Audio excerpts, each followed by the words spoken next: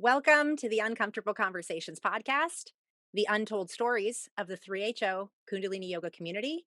I'm your host, Guru Nishan. I want to thank you for listening and for sharing the podcast. Please do me a favor and rate and review the podcast on your favorite podcasting platform. And if you'd like to support this work, please make a donation at gurunishan.com/uncomfortable conversations. As always, at the beginning of every episode, I like to read the intentions for why I started this podcast. Number one, to break the veil of silence that has long permeated and continues to strangle the 3HO Kundalini Yoga community in the name of neutrality.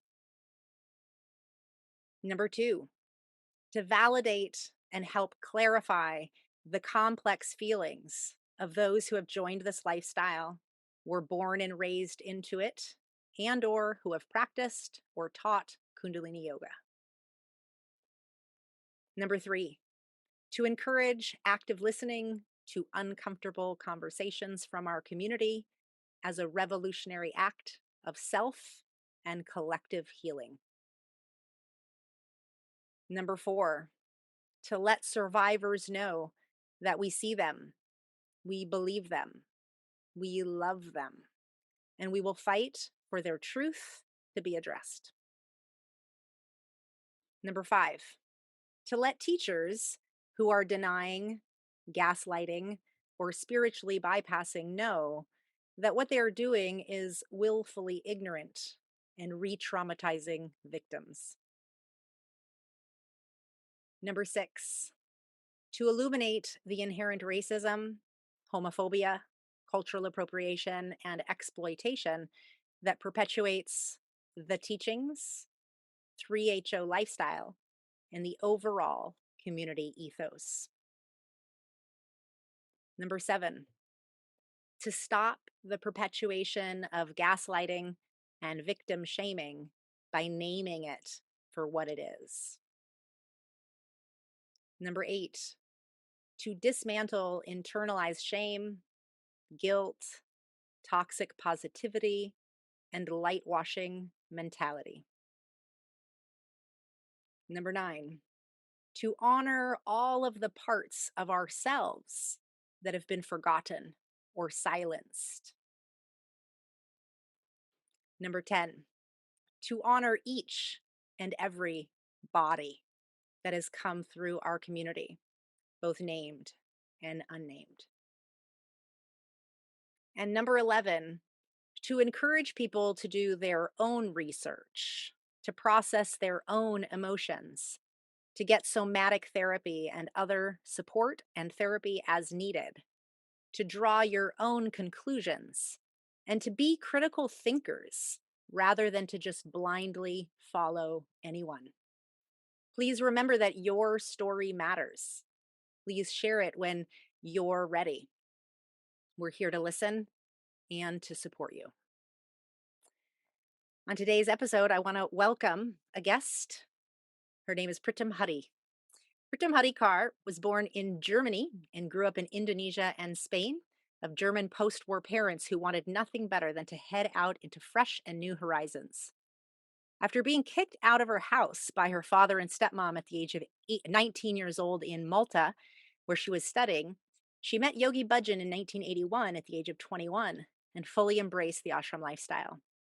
Comforted under Yogi Bhajan's tutelage and guidance at the European Regional Center in Hamburg, Germany, she was the European Regional Secretary from 1981 to 1987, co-organized the annual yoga festival in France, the European Tantric yoga events, and Yogi Bhajan's visits, as well as she traveled to New Mexico every year during this time frame from 1981 to 1987. In 1986, she was asked she was asked by YB to join his staff in Espanola, New Mexico.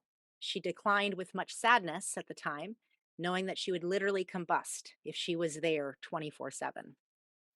Yogi Bhajan introduced and arranged her marriage to Harbhajan Singh from South Africa and sent her to, quote, develop the area there in 1987.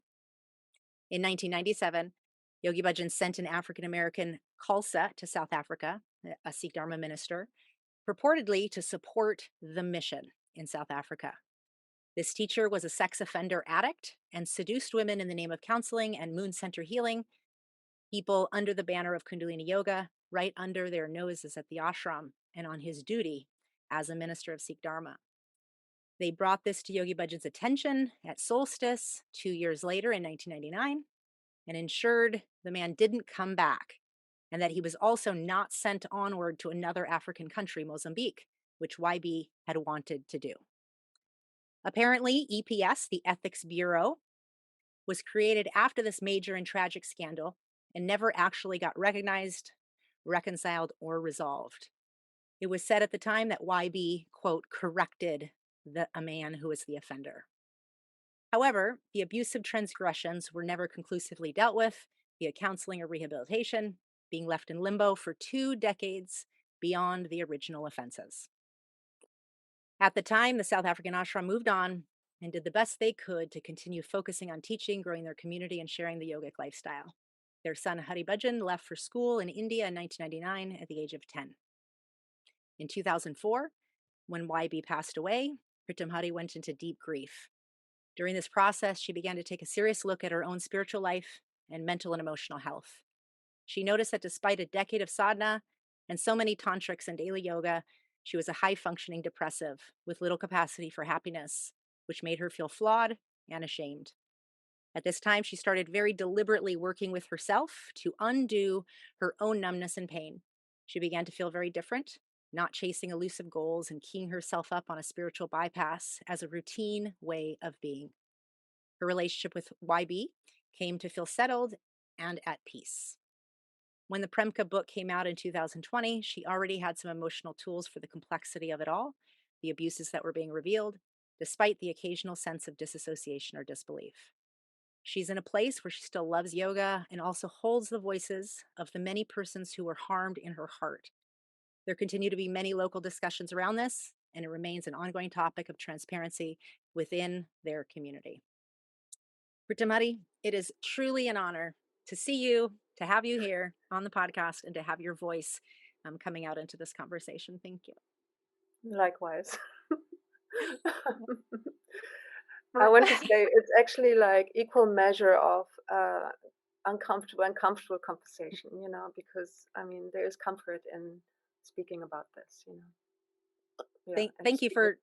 for saying that, because it can be, right? We can go into the uncomfortable and find deep layers of comfort that we didn't even know existed when we run from it. Absolutely. So yeah, I feel Yeah. you.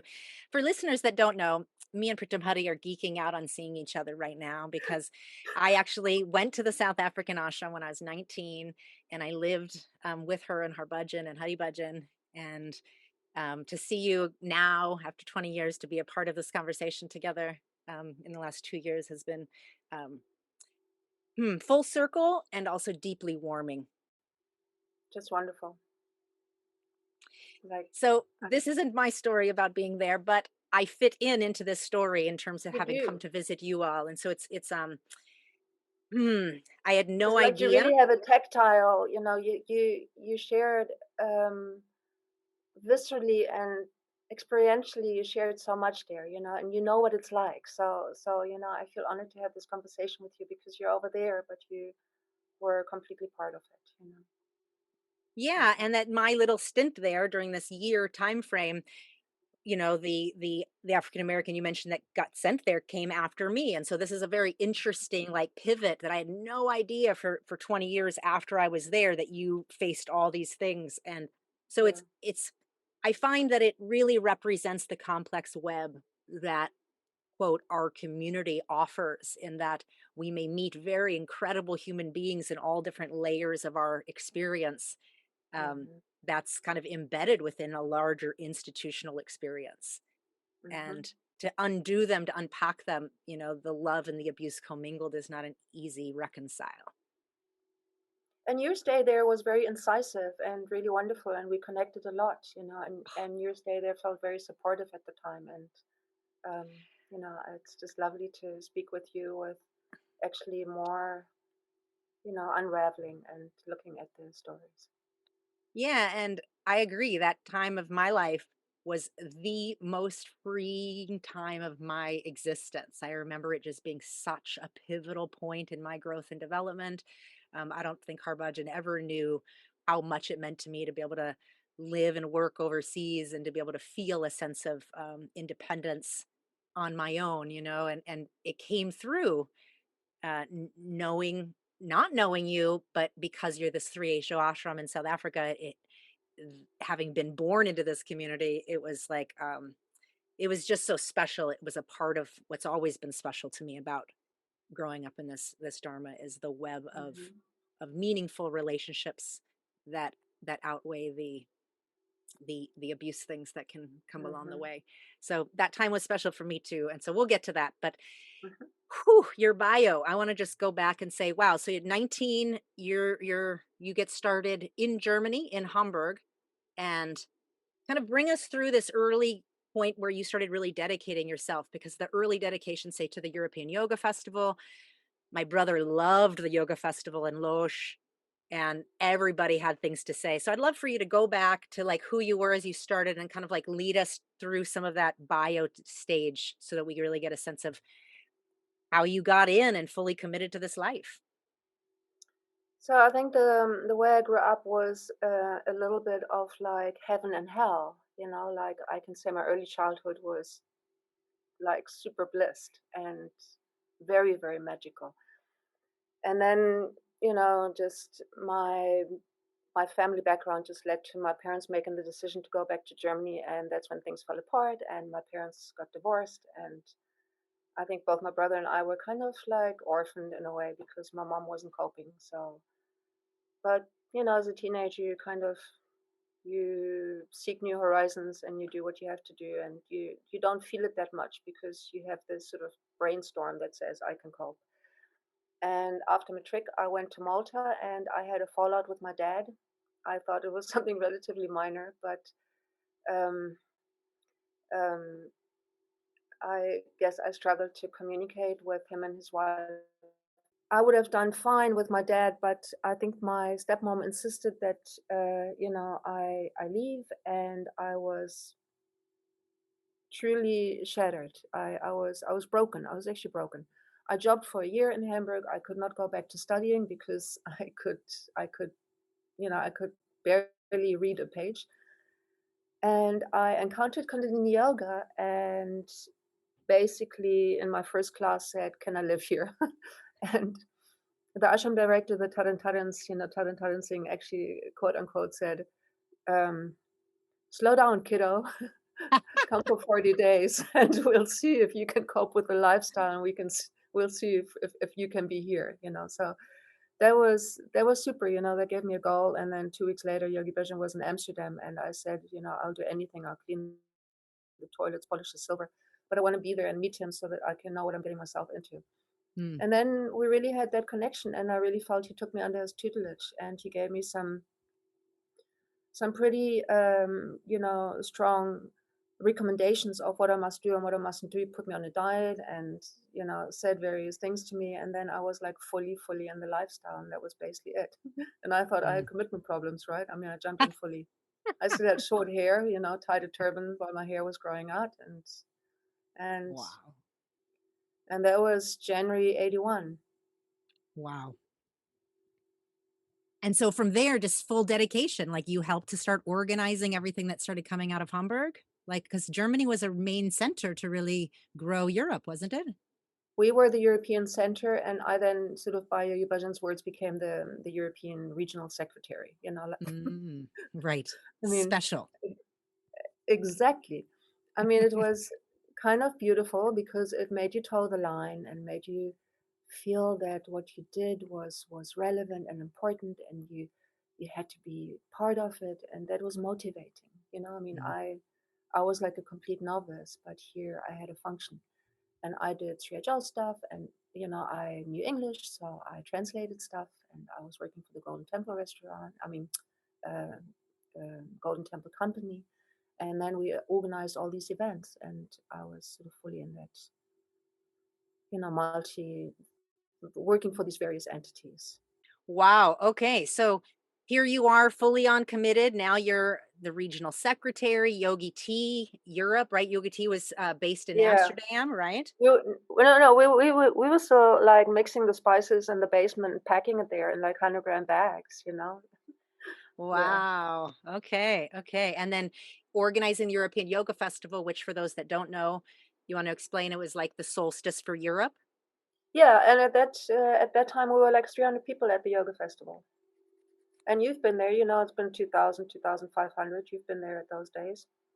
I've only been in the last couple of years, but I know that my Yeah, brothers have much nostalgia for the early years when you're talking about from, 80 to 87 and into the yeah. 90s. So here you are, you're taking up, full leadership and also, as you said, tutelage under YB, which there's a level of specialness quality to it. Um, and in 1986, to even mention that you had felt sadness for not, do you want to speak to that? For not joining as staff in the sense that you knew that that insular life wouldn't work for you. Well, I used to go to the US every year, you know, we'd go to summer solstice and to ladies camp and all of that, and I would do two sevas. I'd either transcribe, which was good fun because I could understand the stuff that some of the first language English speakers, my American peers, wouldn't understand, and because English is a second language for me, same like for Yogi Bhajan, I could understand some of the stuff that they weren't understanding. So it was good fun. I would do that seva, and I would also work at his house and clean in the early morning and also cook. You know, I had friendships there with people who cooked at the time as well.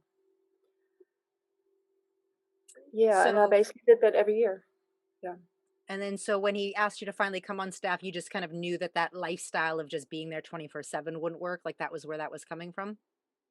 You know, there was always a very intense energy there, and I was obviously drawn to it, but I kind of felt that I would combust, you know, in the presence of Mr. 10,000 Volts. And I also felt a bit like we were all like moth, you know, dancing around the flame, and you kind of burn or not, you know. And I won't be able to hold on to um, my my mind or my psyche, for lack of a better word, because when we worked with Yogi Bhajan, it was, you know, jump and how high, you know, and I don't mean that in a negative sense. It was just, he was just a person who always managed to push the other beyond what they perceived as their boundaries.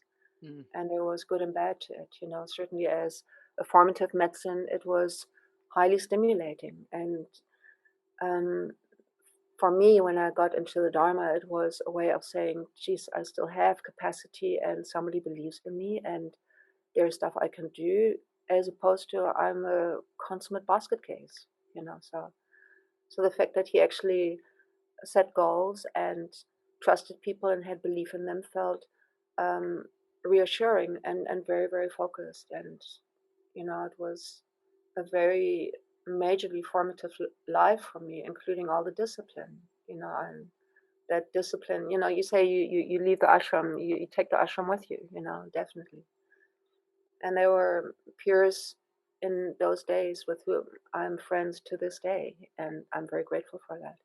mm, But that doesn't mean that there isn't things that I can absolutely look at from the distance and say, not entirely healthy, mm, you know, mm, including this experience of if you just knuckle down enough and work hard enough, then everything else going to resolve. And I don't believe that. You know, you need to have other tools at looking at what's happening. You need to feel yourself and you need to dig deep. You know, you can't be run so much by your schedule that you put everything else on hold. So I'm very, very clear on the potential for bypass that happens. And you know, we know that Yogi Bhajan was a larger than life person and um, um, very radiant in his own way, and there was constant hub and drama around. And you know, there were the A-listers, the people who were always around, and then there were insignificant people like me at the periphery, you know, when you'd go to Espanola and be at the ranch and so. But I mean, in those days, I felt that connection, and I felt his kindness and his love and his care. So that was positive for me.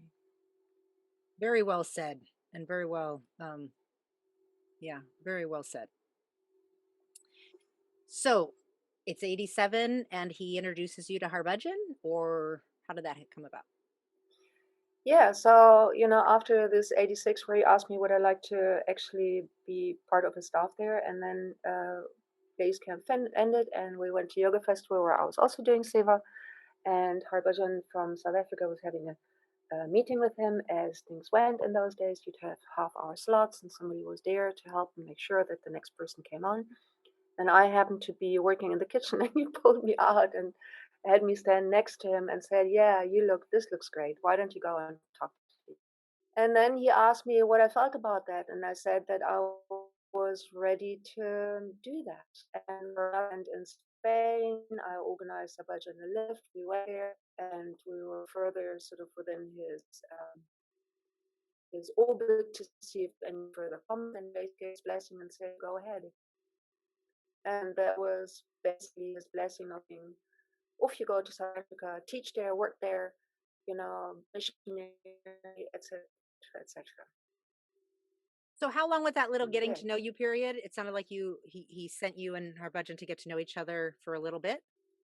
Yeah, we went to this chiropractor event.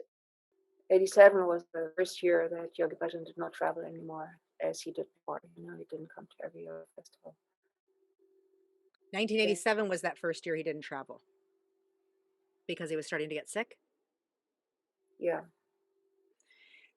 So yeah. you kind of have this little get to know you with Harbudgeon, kind of put together. You both like each other, and this is when he says, "Go to South Africa and keep teaching." Correct. So was this exciting for you? Was this something that felt like new terrain, new something new to embark on? Like how did you feel at that time?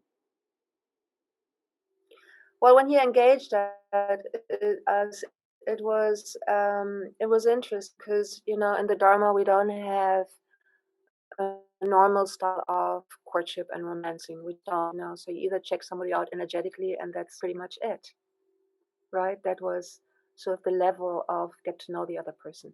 But that level felt fine to me. It wasn't like, honey, I married the ex. So it wasn't. It felt fine. It felt energetically good. And Yogi Bhajan had said to me before he was going to introduce me to somebody who could live rules and faith. Okay, like whatever that means, right?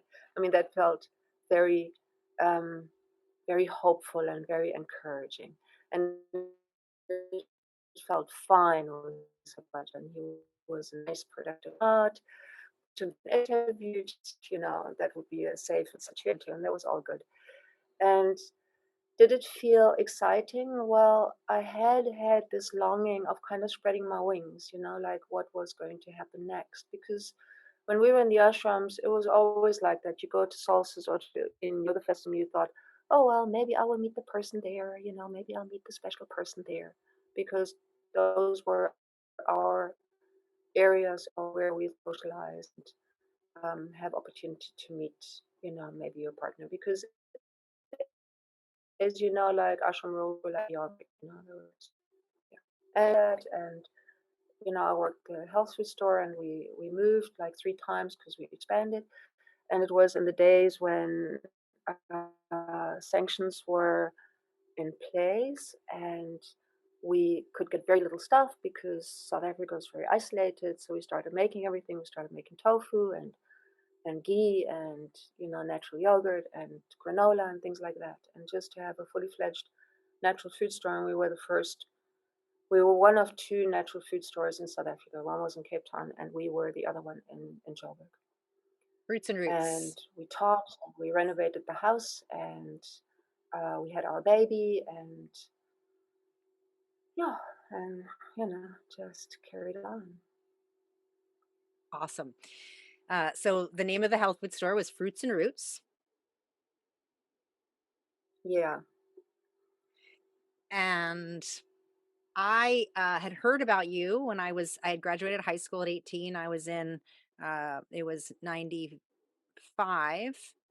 and I met a man named Meher Singh, who was another kid who grew up in the Phoenix ashram, and I saw him in Amsterdam when I was visiting my brother on the way to Kenya, and he hands me this card that says Fruits and Roots, and it showed Harbhajan's name on it, and it was, "Hey, if you end up traveling to South Africa, go visit them. There's a 3HO ashram there."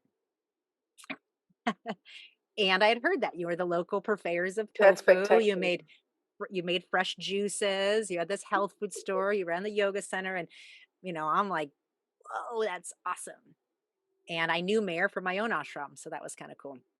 So you go there at 87 for Yeah. that next 10 years. You baby, you're trying to grow your health food store with your new husband. You're growing the area. You're teaching Kundalini yoga. Like you're full on. Yeah, so Yeah. at this time, it's I don't know if there's things you want to tell us between those years, but in 90, I want to say I was in South Africa. It was 1996. I wrote to Harbhajan Singh and said I was introduced myself and said I'm an independent student and I grew up in 3HO and I'm in Kenya right now doing my first year of college, but I'd like to come down to South Africa and work for you and finish my second year of university independently. And he writes back saying, "Well, we can't pay you very much, but sure, come on down." And I got to stay in your beautiful ashram and work at your wonderful health food store. And as we said in the beginning, it was one of the freest times in my life because I was living in another country and I was taking care of myself. And it was a really beautiful, holistic thing that I stood for. It was all the best parts of my upbringing, in my opinion. Yeah, and it was really lovely when you were there. You know, you were very dynamic and very inquisitive, and you had done this outcome-based education, and you were writing your thesis. And the way you approach everything was with such curiosity and also with such joyfulness. You know, I always experienced you as um, very able to just flow with the situation and embrace the situation and embrace people. It was such a special Yeah. ashram that they ran. And It was in how an long? area It was in an area called Yeoville, and this area was traditionally an area in Johannesburg that, there was always a mixture of peoples, like, where there were coloreds would mix, so white and black people, and even during the days where that wasn't allowed, which was only a handful of years earlier, and as Pritam Hari mentioned, during her years from '87 to '97, there were still sanctions on South Africa because of the apartheid laws, and there was starting to become more international recognition. But through those times, they became more and more self-sufficient to be creating things out of their health food store because those things weren't allowed to be imported into their country. So at the time, it was a very interesting time in South Africa. It was post-apartheid, but there was still a lot of political upheaval, trying to figure out the direction, and the outcome-based education was a big deal in South Africa at the time. So I know for me, it was in real resonance with the way I was doing school. But mostly, I want to say how sweet their ashram was. Harbhajan had built, these two little mini rooms behind their main house, and Pritam Hadi ran the all yoga, all things yoga. So she organized local lungers that we would go out onto the streets and serve homeless people, and we made big batches of mung beans and rice and other soups. And she taught healthy cooking classes and juicing, and it was kind of like the epicenter of all things healthy in Johannesburg and specifically Yeoville area. Yeah, we were kind of super busy, weren't we? Hey, we were absolutely You bouncing the walls at all times. Those days, they all were exceptional because, yeah, good work ethics. Hey, those days were really exceptional because we literally had every artist, um, person of importance, person, musician, um, incoming person comes to our store. It was we had Bob Botswana come with a security guard. We had Joe Slovo come with a security guard because he was getting metabolic food. We had Miriam Makeba shop at us. We had Hugh Masekela shop at us. It was unreal. The amount of people who gravitated to that area and to what the shop represented was totally beautiful, and it was such an honor to serve and work there and serve these people. And it was just the thing that would get you up in the morning. You do your sadhana just to set yourself for the day, and then you'd be jiving with your customers in a way. And those days in yoga were great. I mean, we used to go and jol. I mean, that's a South African expression, right? You got me into partying. We'd go to this club and we'd dance our little heads off. And it was just these heady days in the 90s where we actually like celebrated freedom. And when we had our first democratic elections in 94, at that stage, I'm a permanent resident. I'm not a South African citizen. I'm a permanent resident. But in those days, I could still vote, and we all voted ANC because that was a liberation Mm. party. So there was something incredibly beautiful and uplifting in the air, and we made lots of friends and lots of beautiful connections there. Yeah, and remember how we went to the Oriental Plaza and bought fabric, and you learned how to sew and all manner of like, the things we did. So many, Oh, chugging along. she and Pritamati really ran, yoga and the health food side, and then Harbhajan ran the health food side and the business side. And so it was just these two swirls of people like husband and wife that were growing a much larger kind of the impact at that time, the air of freedom at that time. It was really such alive and exploratory time. And a lot of volatility, kind of a lot of brewing volatility of things that needed to come forth. So I just think um Yeah, I mean, you were there when we had that armed robbery, so at the which health is food not a store, laughing matter at all. No, at the at the house, ashram. at the house. We had a at the house. Yeah.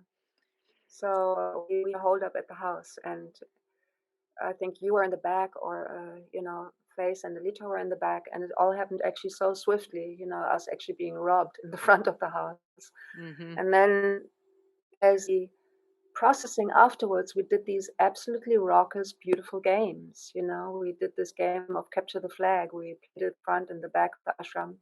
Remember, we actually Yes. did quite a lot of like new age, so-called new age games with all our staff. We were doing fabulous games in the park just to deepen the communication and the conversation with each other. Yeah, And we that did we did was very that was also innovative, that era. ashram. I think it had a lot to do with like where I was at, right? I was coming in and exploring, and then we had Feswale and Nilito in the other room, and there was just so much room for curiosity and growth, and you were real committed Hmm. to healthy communication and us all really knowing each other. And anyway, it was just Yeah. fascinating. It was very a pivot point in my life. And what I'm hearing in this story here is that I leave because my intent was to go back to South Africa, go back to America, and then come back.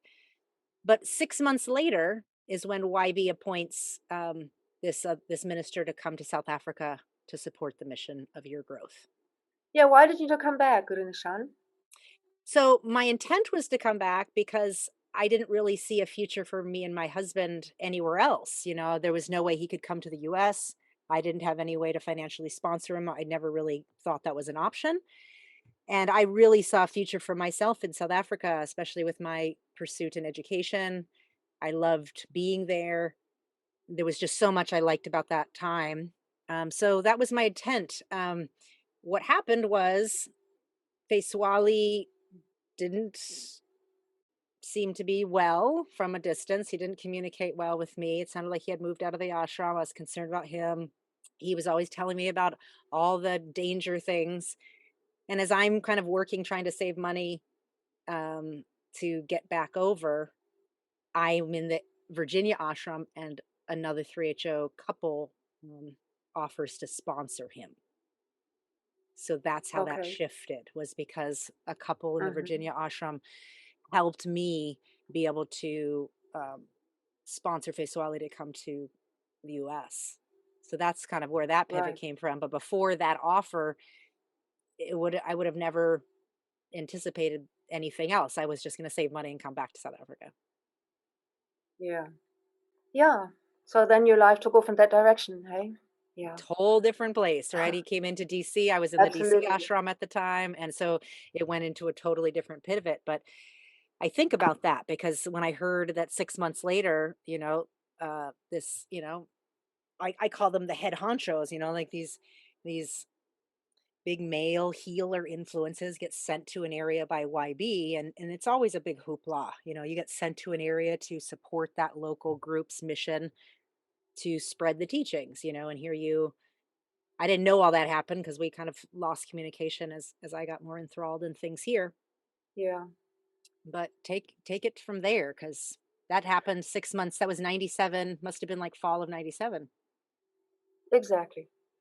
So so Yogi Bhajan sends this man to us with a very warm letter of recommendation, and um, in a way, it was like a déjà vu, where somebody with good intentions sends you somebody, but you don't really have a say in the matter. I mean, it could have been a nice thing to have spoken to Yogi Bhajan on the phone and discussed this, but um, in these years, we always had letters, and I think I must have gone to the US once or twice during all those years that, I was then in South Africa. So from the distance, it wasn't possible to go annually at all. I was basically there and had to plow through, and, things were difficult and money was tight, etc., etc. So it would have been nice to actually have discussed it, but he basically sent him to us with a very warm recommendation. And this man started living at us. Not so happy for Harbhajan because he felt that this man was actually just getting a free ride. And you know that Harbhajan is pretty strict in many ways, and like not much, you can't palm stuff off onto him. He is sensitive to that, and he will notice. So this man was trying to do personal consults, and first we drove him around and drove him to a new center that had opened, and then he got the students to drive him around. And it was a little bit like he was a VIP and he was being feted and dined, and after sessions going out with that student or with students. And to me, that was a little unfamiliar because I hadn't seen that teachers had this particular personal cult standing, and this man created that. And I thought, whoa, things must have moved in a different direction since last I checked. And also in our Hamburg ashram, that was not the style. There wasn't a personal cult, but this man created that. And um, to really much regret later on, I wasn't aware that he was um, feeling people up and under the banner of Moon Point Massage actually um, violating them sexually. Like that there's moon point in the clitoris and the vagina, and he was working those moon points And the breasts. and the breasts, and it was very puzzling and actually deeply embarrassing to me because I thought that I had um, my eye on the ball. I have seen situations before where people were having an affair, and I could pick it up and I could see what was going on, and I could not do that. I was blind to it, and I've spoken to my friend and my friends who in the end also said, geez, but Pritam Hari, you recommended us to that guy, like we trusted you. You were our teacher. I mean, can you actually understand like the uh, sort of wrapped upness of this situation and how much of our mutual and collective pain body was being activated there. I was part and parcel of that in some ways, of handing these people over to him and saying, work with this man, he's a teacher, so there was a lot in the pain body around that. And we certainly have processed it. And um, for me, all I could really do is acknowledge and sort of offer my deep and sincere apologies around how I unknowingly like promoted this man. But anyways, I he want was to there for them. pause. I want to Yeah, pause real quick and just point out a couple of things you brought up. One, Harbhajan Singh was a very pragmatic, practical guy. He was never wrapped up in like kind of hierarchy and larger institutional things. I think if anything, you were more focused on the yoga and kind of like how to make sure you're representing the yoga trainings properly. But he focused on the business and kind of liked his life as it was, something of this nature. And I'm pointing this out to say any of us who stayed at the ashram, we paid rent. So we Yeah, paid it was a minimal rent, Harbudgeon, you all, like, kept us in like family, but we still contributed to the household, and then we yeah, worked at the health food store too, so we were able to get compensated, but we also contributed. This wasn't just giving space in save yeah. ways. And I'm pointing it out because what I heard you say is that this gentleman who was sent by YB as kind of given this recommendation, whether it was official or whether I guess I want to say anytime YB sent anyone, there was a level of officialdom to it. Much less if this person had titles behind it, like an SS or an MS or whatever, if he was a Sikh Dharma minister, if he was on Khalsa Council, if he represented anything. And he's coming from one ashram in Espanola and then being sent by YB wherever he's being sent. I'm hearing you say that he didn't contribute and pay Harbudgeon. He did not, and Harbhajan started feeling really used, and he was very critical of it, and he just went, "This guy's a freeloader, and I don't want this." Yeah. And I think that's an important aspect because then it went from that to where he starts doing healings, counseling sessions. And remember, this is a regal looking African American man wearing white and turban. And, we all know there's not that many Black African American people in Sikh Dharma anyway. We could name them, we could hold it on a couple hands here.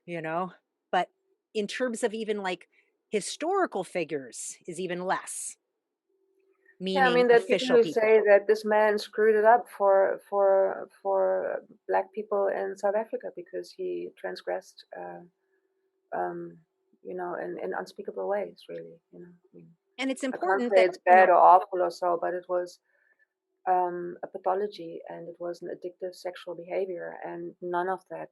There's no um, way that can ever be justified in any terms under any circumstances. Simple as that. and the trust that you had in having your teacher send this person, then you automatically extend your credibility and trust, which is what lends those students who had built up years worth of trust in you to then automatically extend that trust to this person who's living in your household, in your ashram.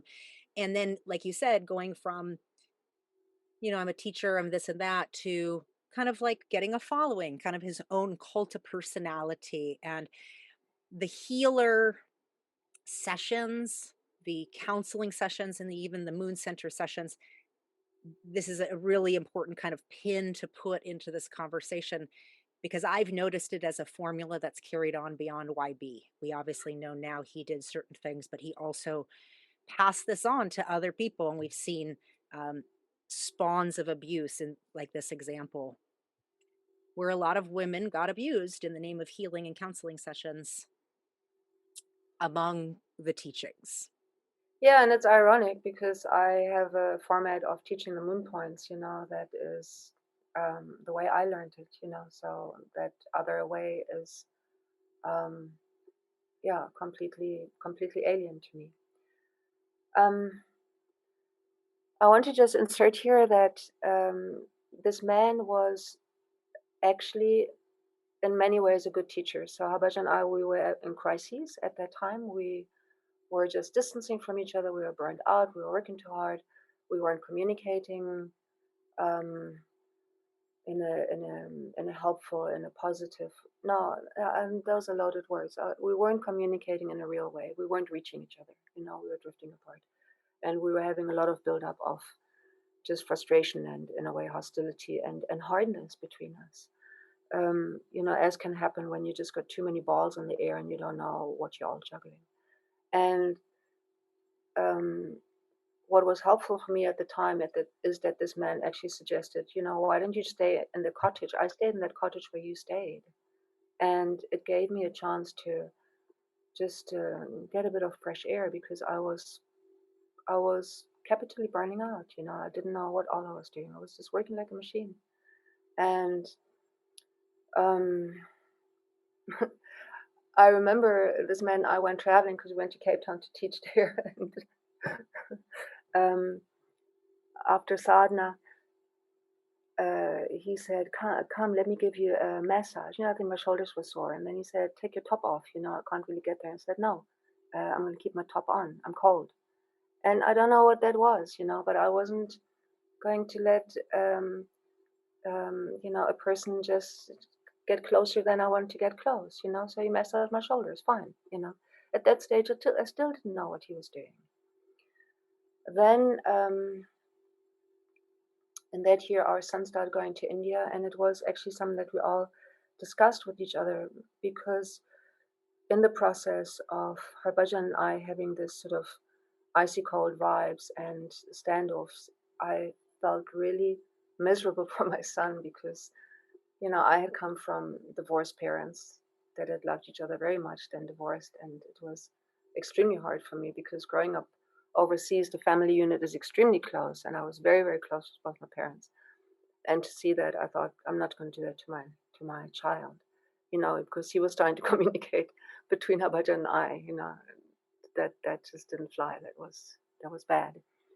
So and we've hence spoken about it, and Haribajan actually said, we could have found another solution. You could have also discussed it more. But the thing is, at that time when he was 10, I still felt it was a little bit young, but I thought it's going to be better that he's not going to be in the area of warfare between the parents.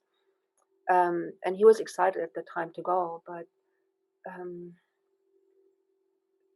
a kid will want to do a little bit what the parents wants a child to do and gain value out of that, and get excited about it. And he was also starting to feel at his Waldorf school that they were ostracizing him a little bit as being the only little kid with a turban. And the one watershed moment there was when they had um, a presentation of all the religions, but they didn't invite him to present on Sikhism, which he would have done, or invited his parents to present on Sikhism, So he started to feel very, um, a little bit like fringe and Mm.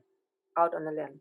So he started going to school in Amritsar, and then was solstice. And at that stage, 5 people from here went overseas, to go to solstice and do some teacher training and things like that. And then spoke to Yogi Bhajan and said, what this man is doing is totally incorrect. So that just sort of came out in some ways. It started coming out. So in And '99, people actually yeah, brought it to YB's attention that this was happening yeah. actively in And SA. what Okay. happened there is that another woman who has hence been getting a lot of bad press as a whistleblower came to South Africa. We had like a spate of teachers coming there, which was really beautiful. And she started noticing something being really weird and off, and she confronted it. And in that process, all of this came out. And she has had a very hard time because she has been blamed for creating a character assassination for this man. And it was totally not true. She was the brave person who actually said, this is what's going on. It is incorrect. This must not happen. We need to bring it to the serious things up. And that's what this group did. And this man was then basically stripped of his titles. He was not a Kundalini yoga teacher anymore. He was not a minister, and he was not allowed to play music. And as far as I knew, Yogi Bhajan was working with him to accelerate and facilitate his healing.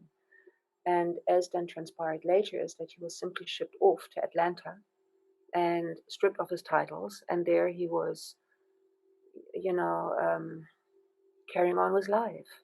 But he was neither healed, exonerated, um, rehabilitated, proclaimed as healed and back in the fold. None of that happened. It was just something that was in limbo, which is an extremely hard situation. You cannot be shamed or blamed, and then never have a chance to come right and be accepted again. You then have to either bask, and like override any of that, or get into stories, get into narratives that are fabricated, and that's exactly what happened. And that is still to some extent the situation today. So then there was also people later, now we're talking 2 decades, who said that this man was poorly, that he was wrongly dealt with, that he was character assassinated, etc., etc. So And pause. So instead of yeah, actually addressing the transgressions, the actual dealing with the abuse victims, dealing with the and how many women about in South Africa? came forward about his abuse? More than 20.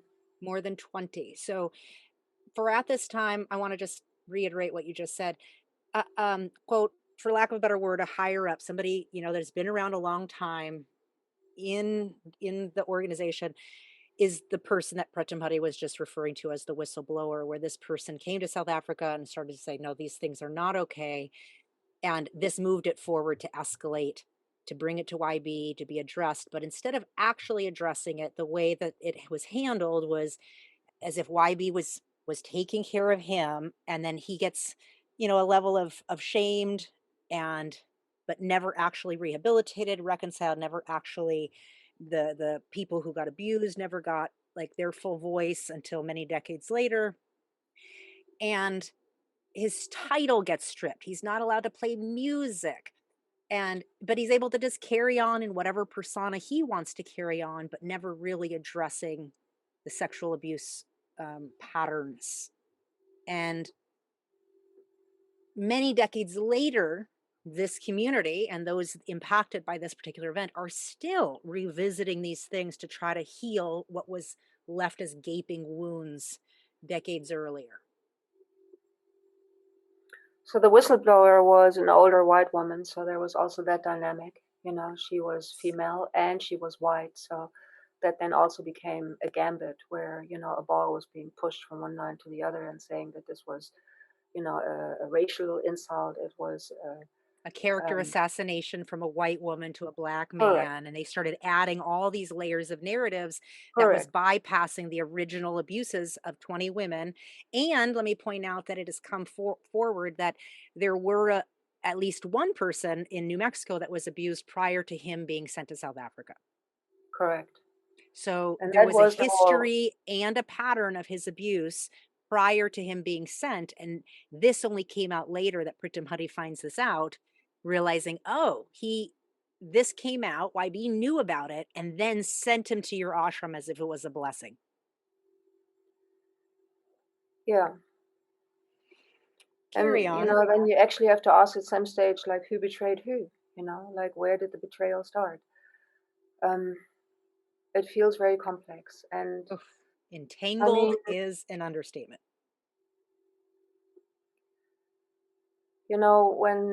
when I was in the ashram in Hamburg, I always had so much regard and huge admiration for Yogi Bhajan. I thought he was the bravest person I knew, and also when he confronted people, I thought that was in many ways brave. And I did not ever see him cross boundaries with people, the way the victims of, sexual transgressions have come forward. I've never seen that. I've seen him cut people down. Yeah. And when that happened in our ashram, we would do our best afterwards to counsel and console and work with the person and resurrect. But when I look at Yogi Bhajan and the way he worked, I know that to say that he was not risk averse is an understatement. I think that he deliberately um, took chances with people. And in some ways it worked out, and in some ways it created a lot of damage in people. And I also feel that those of us who actually rose to the projection or rose to the call of what he extended, um, I think that collectively for us as a Dharma, it still created pathologies. And I, would like to elaborate that a little bit. Because even when you rose to what he asked of you, then that would actually intensify the specialness that we have. And that is a dividing factor. It's an isolating factor.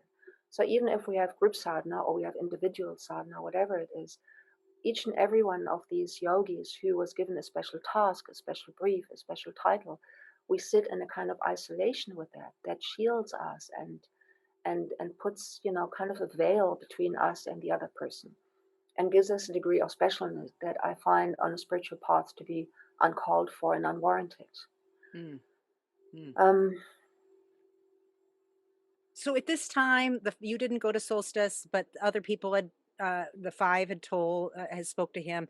Your sense is that YB is handling him directly, and you carry on to continue the mission in South Africa. Correct. minus this man. Correct. And you know, we know that that kind of healing and that sort of in a way rehabilitation will take time. It will take counseling and meditations and process and things like that. So we're all patient and we're all fine and in trust, you know, vis-a-vis Yogi Bhajan that he's going to be handling it.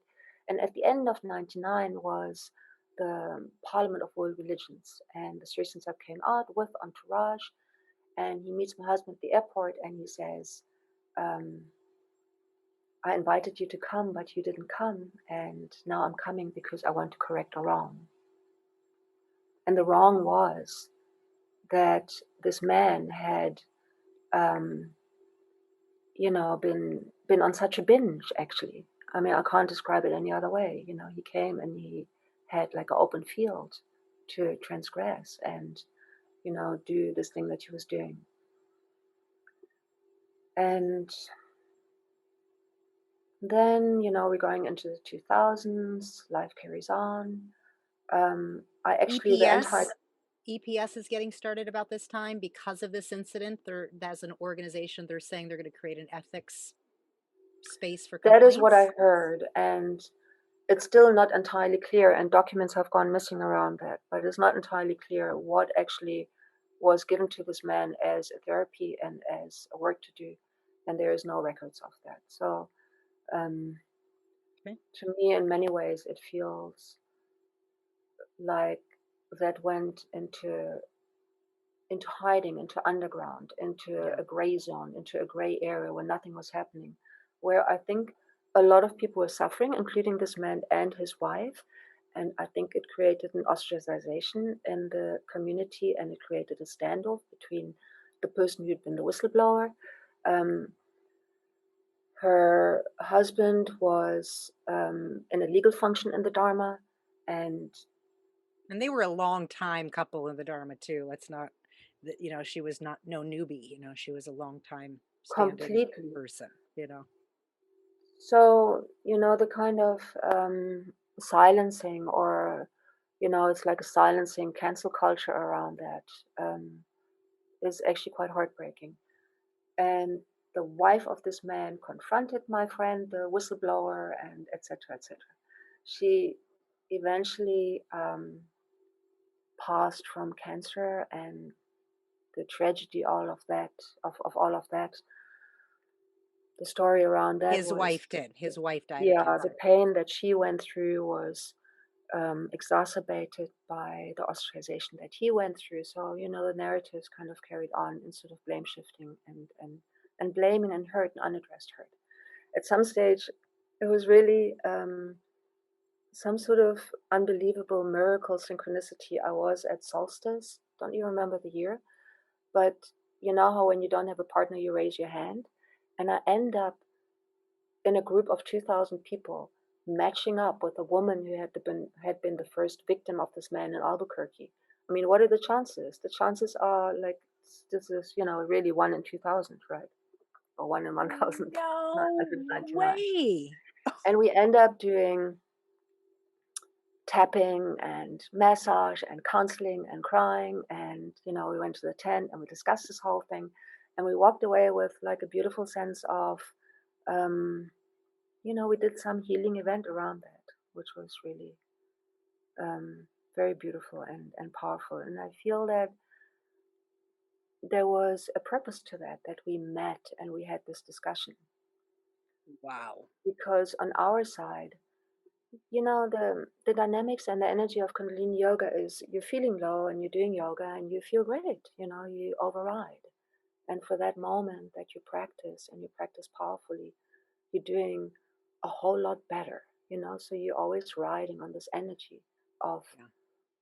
this dynamic, fantastic energy, and we carried on doing that. And I am, um, you know, I practice yoga. I love yoga. I love Kundalini yoga. I love the depth of it, but I don't use it to, um, you know, override whatever emotions are going on. And I started learning that process for myself when the restrictions have passed. So I'd like to just pause and point out that this whole incident got exposed in around 99. YB found out, other leadership found out. There was no, place to complain.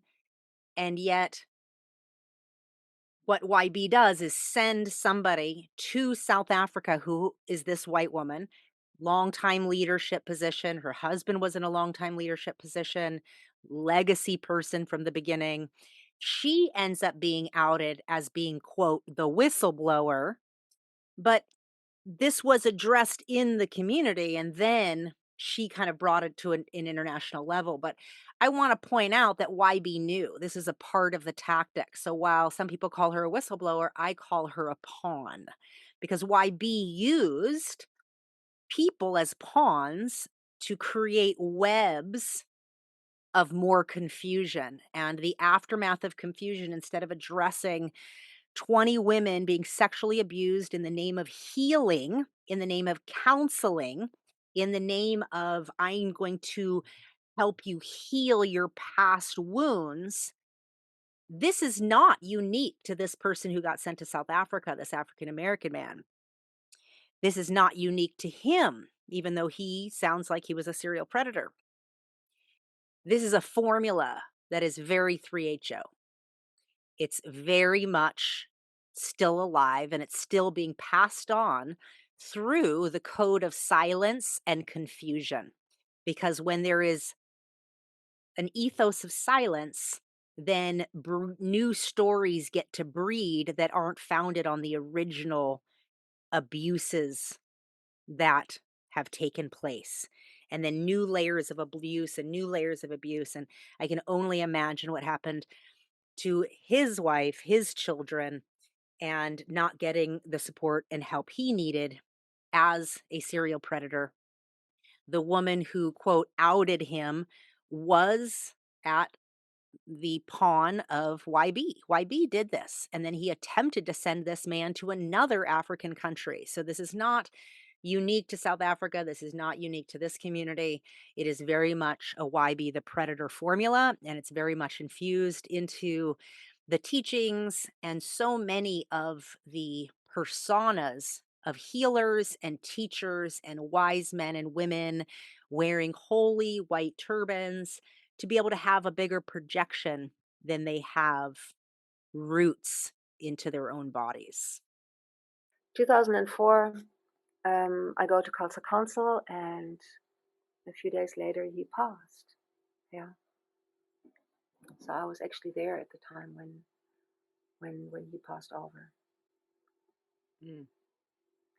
And you start self-examining in a new way is what I'm hearing, where you start actually like feeling the depth of numbness or depression and noticing the kind of the use of the yoga to override, as your bio says, even though all these years of yoga and sadhana and all the things, you still noticed, what I'm feeling inside isn't exactly yummy. Well, the interesting thing is that he passed on a Wednesday morning, and on Sunday afternoon, I get the subtle body experience of him. I Mm. only had this twice in my life. Once when I was leading a healing meditation, and I get the subtle body thing where he winks at me, in meditation. And 5 minutes later, somebody says, he's fine, he's out of surgery. So I had that once at ladies' camp when I was leading a meditation there. But 3 days before his passing, he comes to me in the subtle body and he says, pray for me. And I freak out. And I kind of go like a 2-year-old and go, no, no way, no way. Because on some level, I get this that he's going to pass. And on another level, I'm going, well, I haven't actually had this contact with you for, I don't know, 10 years. And this is like too little too late. And I'm just not trusting it in some ways. So, right. I get home and I'm going into this, deep grief, deep depression. Um, oh yeah, and what also happened, this was Sunday. I was flying back on Wednesday, actually, the very day that he passed. And I'm thinking, no, if I'm going to go and sit in front of his dome, surely somebody's going to say, well, gee, you can't sit here, like what the heck are you doing here. So I thought, no, no, this is not going to work.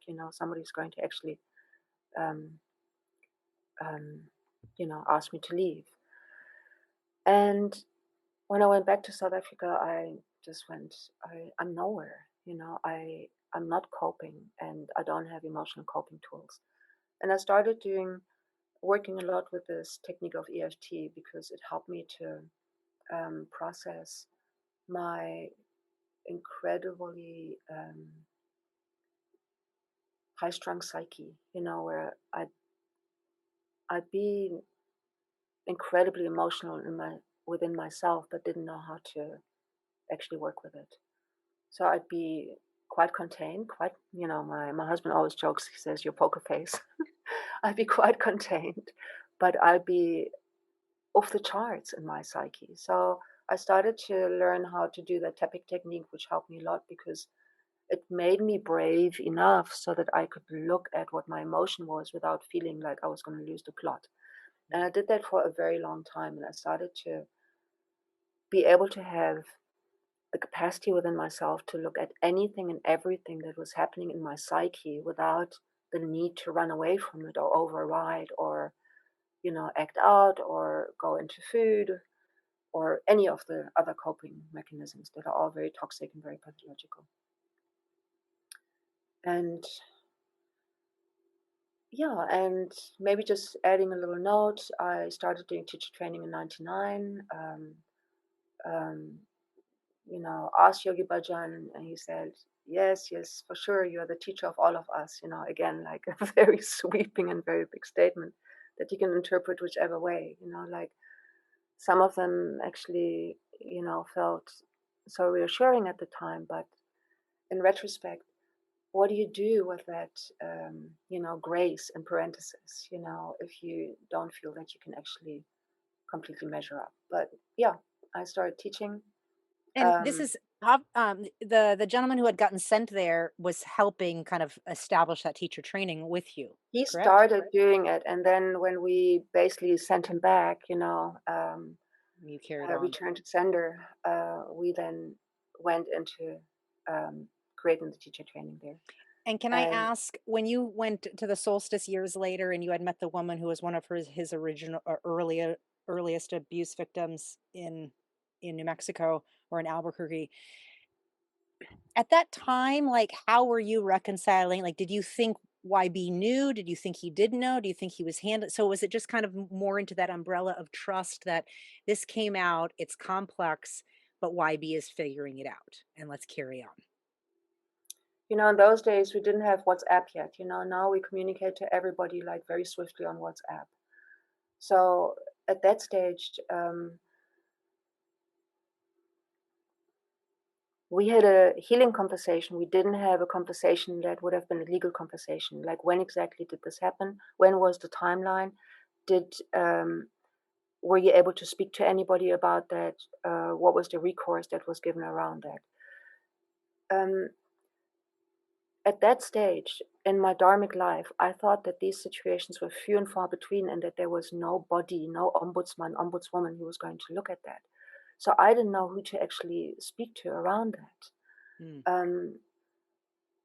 I the vibe generally was, if something like that happened, it was highly unusual, and it was just being like tut tut tut, like this is not dharmic and this is not how it's done. And there was actually, as far as I can tell, like a silencing culture around it. And to me, what it seemed like was that this barely happened. And in retrospect, I realized that so much happened Mm. that was below the radar. So if I And would how have had to, normalized it was, right? How normalized it just got pushed beneath the surface. well, it was only normalized through the culture of silence. Yeah. The silence created a state of normalization, a false normalization, Yeah. or an enforced normalization. Mm. And if you remember how it was in the 80s, ashram directors would have conversations with him, but nobody else. Like the footfolk wouldn't. We would get like the distillation of what happened. But in the ashram director conversations with the Sri Singh Sab, some of these big problems would be addressed. This person was falling off the wagon. That person was acting out. That person was having an affair. That person was, um, in dire straits and struggling. And then, you know, Guru Nishan, if you look at the 80s, the 80s People were doing a lot of transaction analysis. People would go to a psychologist and they would just talk. So somehow our counseling style in the Dharma mimicked that a little bit. But talking doesn't work ultimately. There's a different level of work. So we either did kriyas or we talked. And that was beautiful in a way. But there were massive crises that people would have, and this would be discussed between ashram director, husband and wife, and Yogi Bhajan, and then stuff would get resolved. So failing that, there wasn't an ethics bureau where you could go and talk about that. And if you spoke to somebody who you consider to be having more authority or having more knowledge or um, having more of an it felt delicate because you didn't know if you'd be compromising the person whom you would speak to. Mm, well said. So if, I then spoke with that woman, but I didn't know who to confide in around that myself. I know who to that with because if I spoke to somebody else who had more of a place of addressing it, then maybe I was burdening that person with a responsibility for this that they themselves couldn't handle. So, because of the relative silence around mishaps and misdemeanors and people struggling and people being in crises, there was a relative culture of silence around it. And when I had this meeting with that woman, that was already beyond Yogi Bhajan's passing. So when Yogi Bhajan was around, there was a lot of direction of problems towards him. And, as you know, he always sometimes had two phones, on each ear and would be counseling people.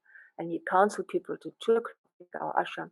He'd counsel till 2. We'd all be there, like, sitting in the room while he was counseling. And then we all get up really early again, and so did he. So it was always deferred to um, him resolving it. Mm, And in his absence, that was really not an option. And there wasn't an institution or an office that was dealing with it. If you recall, those mid 2000s, there was that whole hoopla around unto infinity and that whole court case, and that was consuming everything else. And still, when I met that woman, I didn't think that these sexual transgressions were happening on any kind of scale. I thought that this was one terrible event, and we happened to be at the unfortunate coalface of experiencing this in our country. Like, how did that happen? Like, this man ended up at us and, acted out so terribly. So there was like a whole lot of like gray and, like, what do I do with this situation? Energy around that. mhm, mhm. And then many years later, when we tried to, and when situations like that happen and there isn't a proper recourse, then other people want to blame shift. And I had a whole nother conversation over email with also an African American friend of this man who was silencing this and saying, no, but he had an affair. That's what I know. And I said, you are absolutely mistaken. It wasn't an affair. He was taking advantage of people left, right, and center. So, Yeah, and and then still, I didn't get I to, want listeners to really hear that, the complexity of this, that within the ethos of a silence culture, then other narratives get started around why this person's getting ostracized, or this person is doesn't like this person because of their race, or then race baiting and different things. And then what it does is it skews the details of the actual happenings. And so it these things have kind of not had avenues of public exposure until very recently, even though we're talking about 2 decades ago, even prior to him passing. But then moving into, like, your state of mind was that these things happen few and far between. At the time, you didn't necessarily know he was doing this internally with all the women that were serving him in different ways.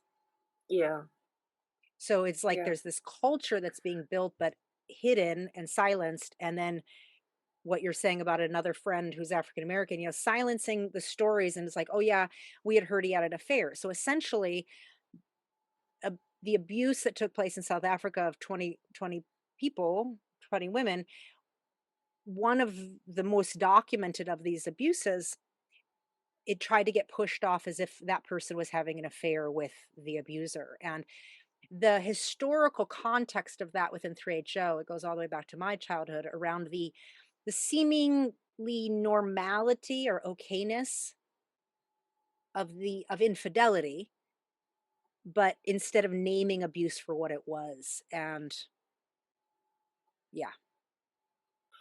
Yeah, and I think that I think we were under this impression or in this teaching that if you just have a strong enough discipline, that that's going to curtail anything. But that is not true. It is talking and processing and having a level of transparency and honesty and not actually basking and, having a big head. Yeah, I mean, the higher you rise, the more opportunity to fall. And falling is has these flavors of shame and blame. Especially within the context of 3HO and what it meant to be Very much so. And like healthy, happy, shame is holy.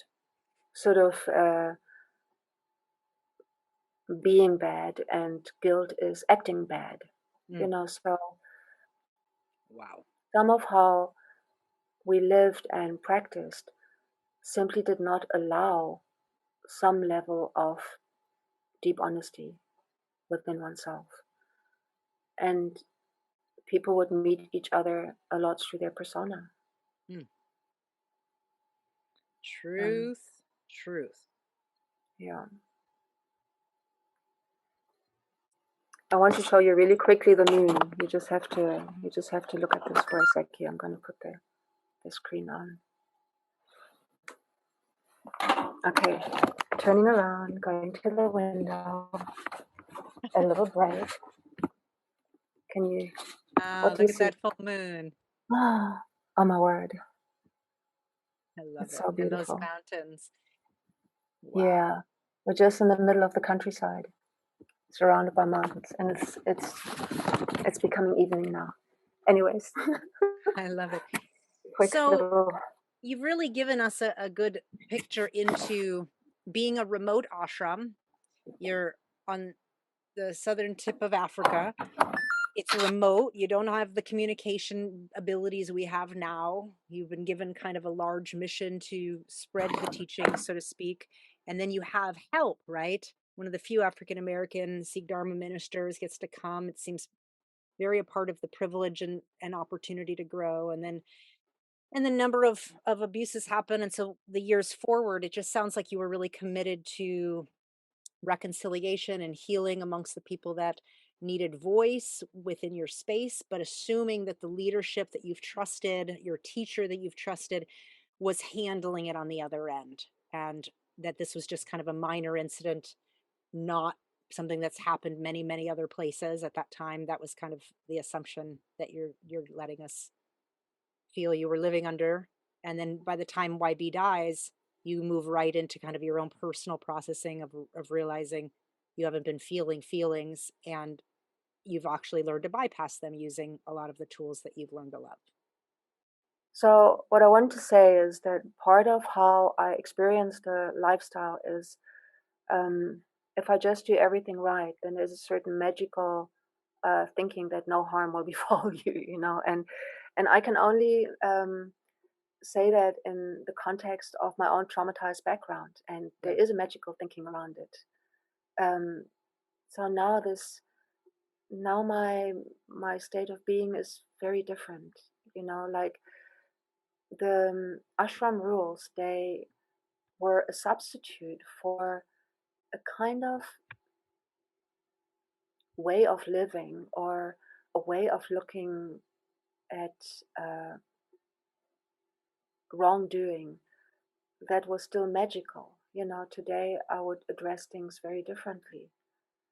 But then I was under this sort of assumption that if I just do everything right in terms of my dharma, then things need to keep going right, Yeah. because we commit them to Guru Ramdas and what have you. And there's nothing, it's not entirely wrong, but it is wrong in the sense that if we don't address it on the deepest level, then we will be in a sort of bewitchment and enchantment that is unhealthy. Yeah. And I need to step away from that categorically, Mm. like magical thinking won't do. When we later, years later, this is still in 2000, tried to address it with the then, um, the lady who was heading up EPS, there was so many vague comments around that, and correspondence had been lost. And what we found out in the end is that this man had not gotten therapy. He was just basically, for me, in my mind, thrown to the wolves, thrown to the Wow. vultures somehow. He was cut loose, and I find that unspeakably. I find it cruel, and I find this state of in limbo um, unacceptable, completely unacceptable. It's like you either keep up with the Joneses or you don't feature, and there is something very maladjusted around that. Mm. Absolutely. And then we still Just had another incredible incident with that same lady that was completely bungled in a very, very destructive way. And people never owned up to the mm. fact that they screwed this up. Like, there's, oh yeah, so ho hum, okay, yeah, this didn't work out so well, like if you really want to go deep with things that you have done wrong, you have to get to the root of it, and then you have to change your behavior. You can't just say sorry and then carry on. Yeah, so take us there, Pritamari. Like, what I hear you saying is that the person in APS that they're not actually addressing it. They're not. You realize years later that he was never really helped, supported. He just got shunned. He was just ostracized, and therefore, within that ostracization, a new Yeah, narrative can be bred or breeding. Which then doesn't really create healing for those who are originally abused, for the abuser or the predator involved to be reconciled, and then this actually created further incidences that happened for you in the 2000s with this same person in EPS who basically wasn't addressing complaints properly. well, at some stage this man goes to summer solstice and another musician invites him onto the stage and they play and they jam together, and then the EPS lady runs onto the stage and says, this man is not allowed to play. And can Oh, you just picture that? Jesus. That's So horrible. now, Just horrible. so it's both It's horrible for him and it's also horrible for her, because guess what, here's another white woman who comes onto the stage and she gets in the neck. Like, this lady has taken massive stuff onto her shoulders, um, for which I don't believe that she's equipped. oh, Energetically, she has invited uh, a lot of um, a lot of difficulties. That she has not had the skills or the capacity or the energetic resilience to deal with, and that's kind of another story. But it is another um, story, and she's set up for failure, right? Because nobody she's set understands up the for context, and the failure. audience doesn't get it. Nobody's informed. There's no community Correct. conversation. There's no transparency. And for her to run up and say he's not allowed to play, like the Right. ultimate Kundalini yoga abuse is to not be able to play as as a musician publicly. No, Yeah. no. Like, But how we're about also we're nailing our colors to the wall, and we're saying, we have race issues here. And of course, this man can milk it because it's true. because it's true. So let's go there Nisha. because I want you to go there with us. Like, let's get into this race aspect because Uh, it's so important. the- right. So this happened sometime in the 2010, the next decade. And what we did here is we created a 3HO foundation. We have deep processes with each other. We discuss everything. We are um, committed and answerable to discussing everything in depth with each other. We try and do the best we can with great transparency. We even created our own um, ethics office In South because Africa. This is all in South Africa. yes, because of course this has to happen everywhere. You know, the Germans Yes. have it, these people have it, those people have it. It's very, very important because, things, they may be minor or major, but they cannot be handled by another culture because you miss the cultural innuendos, right? If you are, say, in an Arabic country where, a man and woman who are not related cannot touch each other, you can't play a wild game where they're all tumbling all over each other. You would be doing cultural injustice and cultural infringement. So things that are related to mishaps, misdemeanors, incorrect crossing of boundaries, etc., needs to be handled on a local level. So we do all of that in our 3HR Foundation. Our work is pretty good. We're all pretty constructive and very, very deep with each other. So at some stage, there is a woman here who then lays a complaint who's overseas, and she says that um, all manner of wrongdoings, and the 3HL Foundation SA is too white and it's racist, and I'm the worst racist of them all. And she lays a complaint of many, many pages, sends it to EPS, and EPS comes down on me like a ton of bricks. Okay. Mm. And the culture that I observe there is what we've always done. If something happens, you defer to the ashram leader to see what is going on. Okay. Mm. And Mhm. if the complaint is so severe, because racism is not a small complaint, right? It's a very, very hard hitting complaint. Mhm. Then you say, well, if this person is being considered to be racist, then she must be racist. Okay. Let's let's climb down on her. And they basically handed the complaint over to us unfiltered. They didn't say what's going on. Can you tell us, or can we interview this lady? Can we find out more? How do you see that? They basically said, handle it. And in your country, can we just um, remind you that racism isn't going to fly very well? I mean, the audacity, of the U.S. going, you know, especially in your country, you shouldn't be racist. It's bordering on the idiocy. It's daft. It's Mm. completely daft to say Mm. that. Yeah. Anyways, then they said, no, you must get letters of reference from any black person to say that you're not racist. If you do race studies, Guru Nishan, that's the first and the worst thing that you must not do. You know, please don't go to black people and ask them to write you a testimony. To be your token testimony. Right. Correct. You Yeah. cannot. You mustn't. You mustn't put that burden onto another person, and you mustn't do this thing of whitewashing yourself, Yeah. right? Absolutely. Because what we do acknowledge and know is that racism is systemic and it is endemic. The entire Yes. world has built itself up on giving low melatonin people an advantage and privilege, and it is so Yes. deeply buried that we don't know it until we look at it very deeply. Okay, So so true. what they then asked of us was a complete testimony to the fact that they had this enormous amount of uninvestigated internal racism, which is Mm. a hallmark of our organization.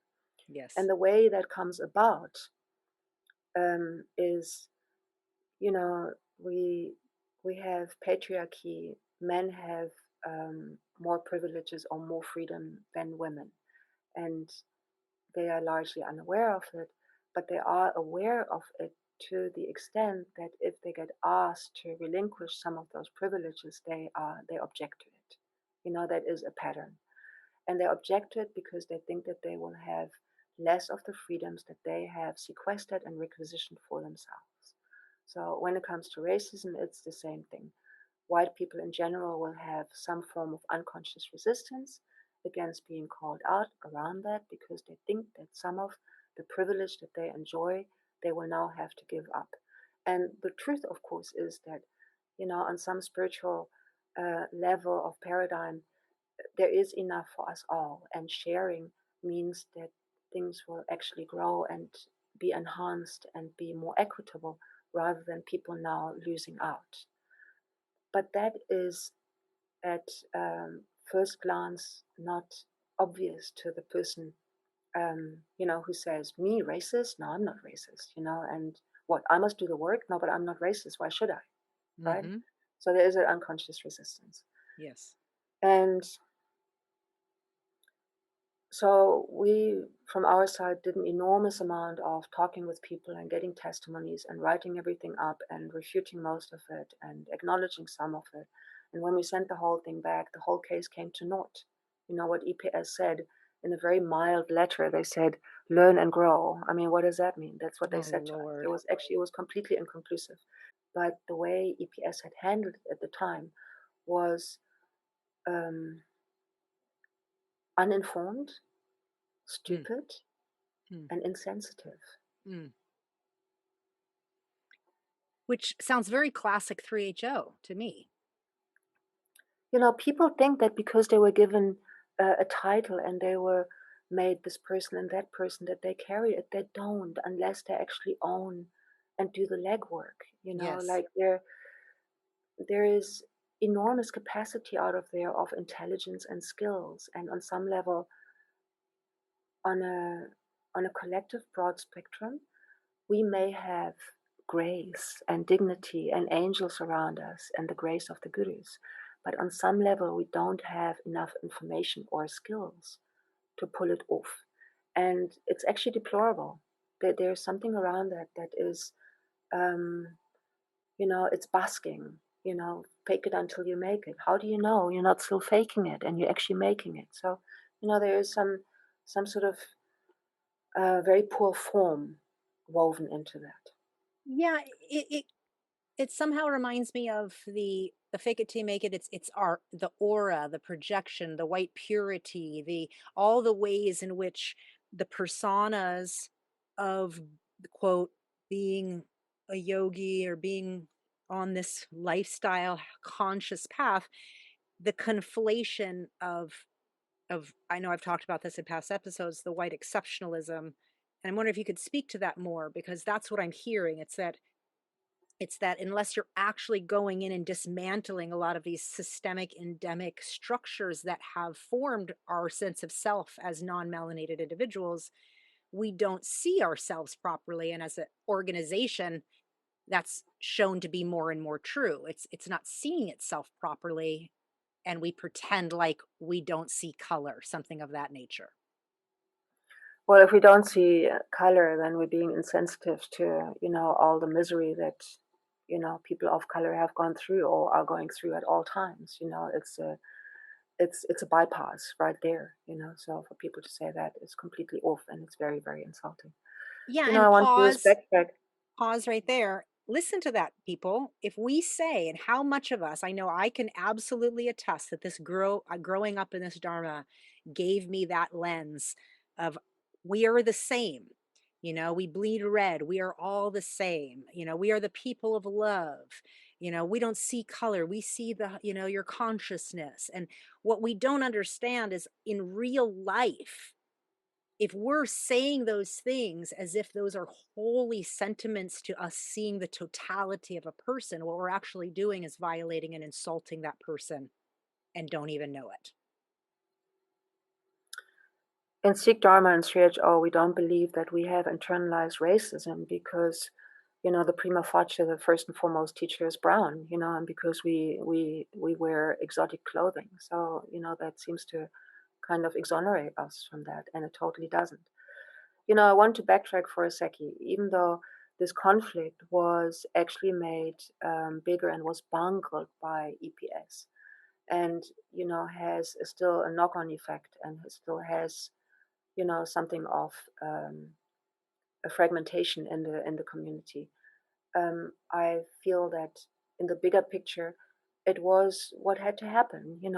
I think that every person in life needs to have one or two or three or something betrayal experiences because this is something which in our psyche we need to process through. We need to be betrayed. It's fine. We'll come out on the other side. It's okay. We are not so important that everything needs to be completely cushioned and wrapped in roses. It is part of the human condition to go through betrayal, and it's part of a spiritual process as well. That doesn't mean that what EPS or how EPS went about it was okay, and I continue to see a lack of information or a lack of skill around it. So I wanted to say that my vantage point, Gurnishan, is that I have been in this Dharma for over 40 years, right? All my adult life, all my Yes. adult, uh, all the decades of my adult life. So I can say that I've dedicated myself to it totally, and I went into it very wholeheartedly, and it was my lifeline. And I'm grateful for that. Right from the start, even though we were the European center, we could see that pull and that self-awareness of the US with this sort of hegemonic attitude. And I have been a little hurt by that forever, because it is a little strange that when you see yourself in as much of a practice or in as much woven into the lifestyle as anybody else, that you're nonetheless very, very peripheral. And in Mm, those days when I experienced that distance and that we were really like second class or, peripheral, I thought, well, that's because we are in Europe and we are far away. And what I have now through the many discussions or the many blogs and the many sharings of people, what I've learned is that even within the Dharma in the US, people felt the same. And to me, that breaks my heart, because mm, if other people see that you're right at the center, they call them the A-listers, but the A-listers don't feel they're the A-listers. I mean, that's mm. fucked up, right?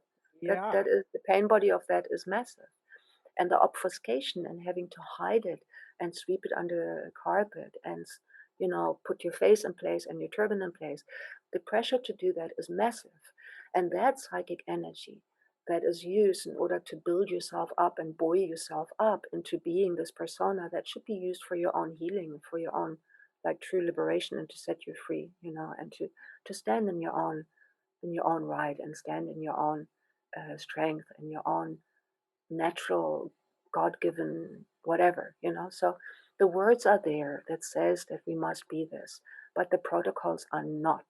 And that is the thing that I find very, very, very bothersome.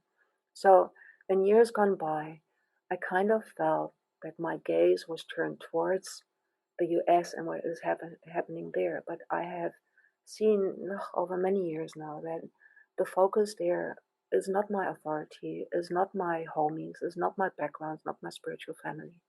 And I am very, very little interested because I have, except for a few people, experienced a lot of shallowness and a lot of basking. And I find that deceitful. And on a spiritual path, you're not deceitful. You actually have um, the brief, you have the honor, you have the need to be honest. And honesty means that you dig deep and you actually unplug whatever it is that ails you and you don't cover it. Like when Yogi Bhajan used to say, like a donkey is a donkey. It doesn't matter if you put gold leaf on him or, a pile of crap is a pile of crap. If you put gold leaf on it, doesn't make it better. These things, if we actually lived them, we would do good. It's not that it's not in the teachings, but there's a certain culture that prevents that and makes people collectively not do that.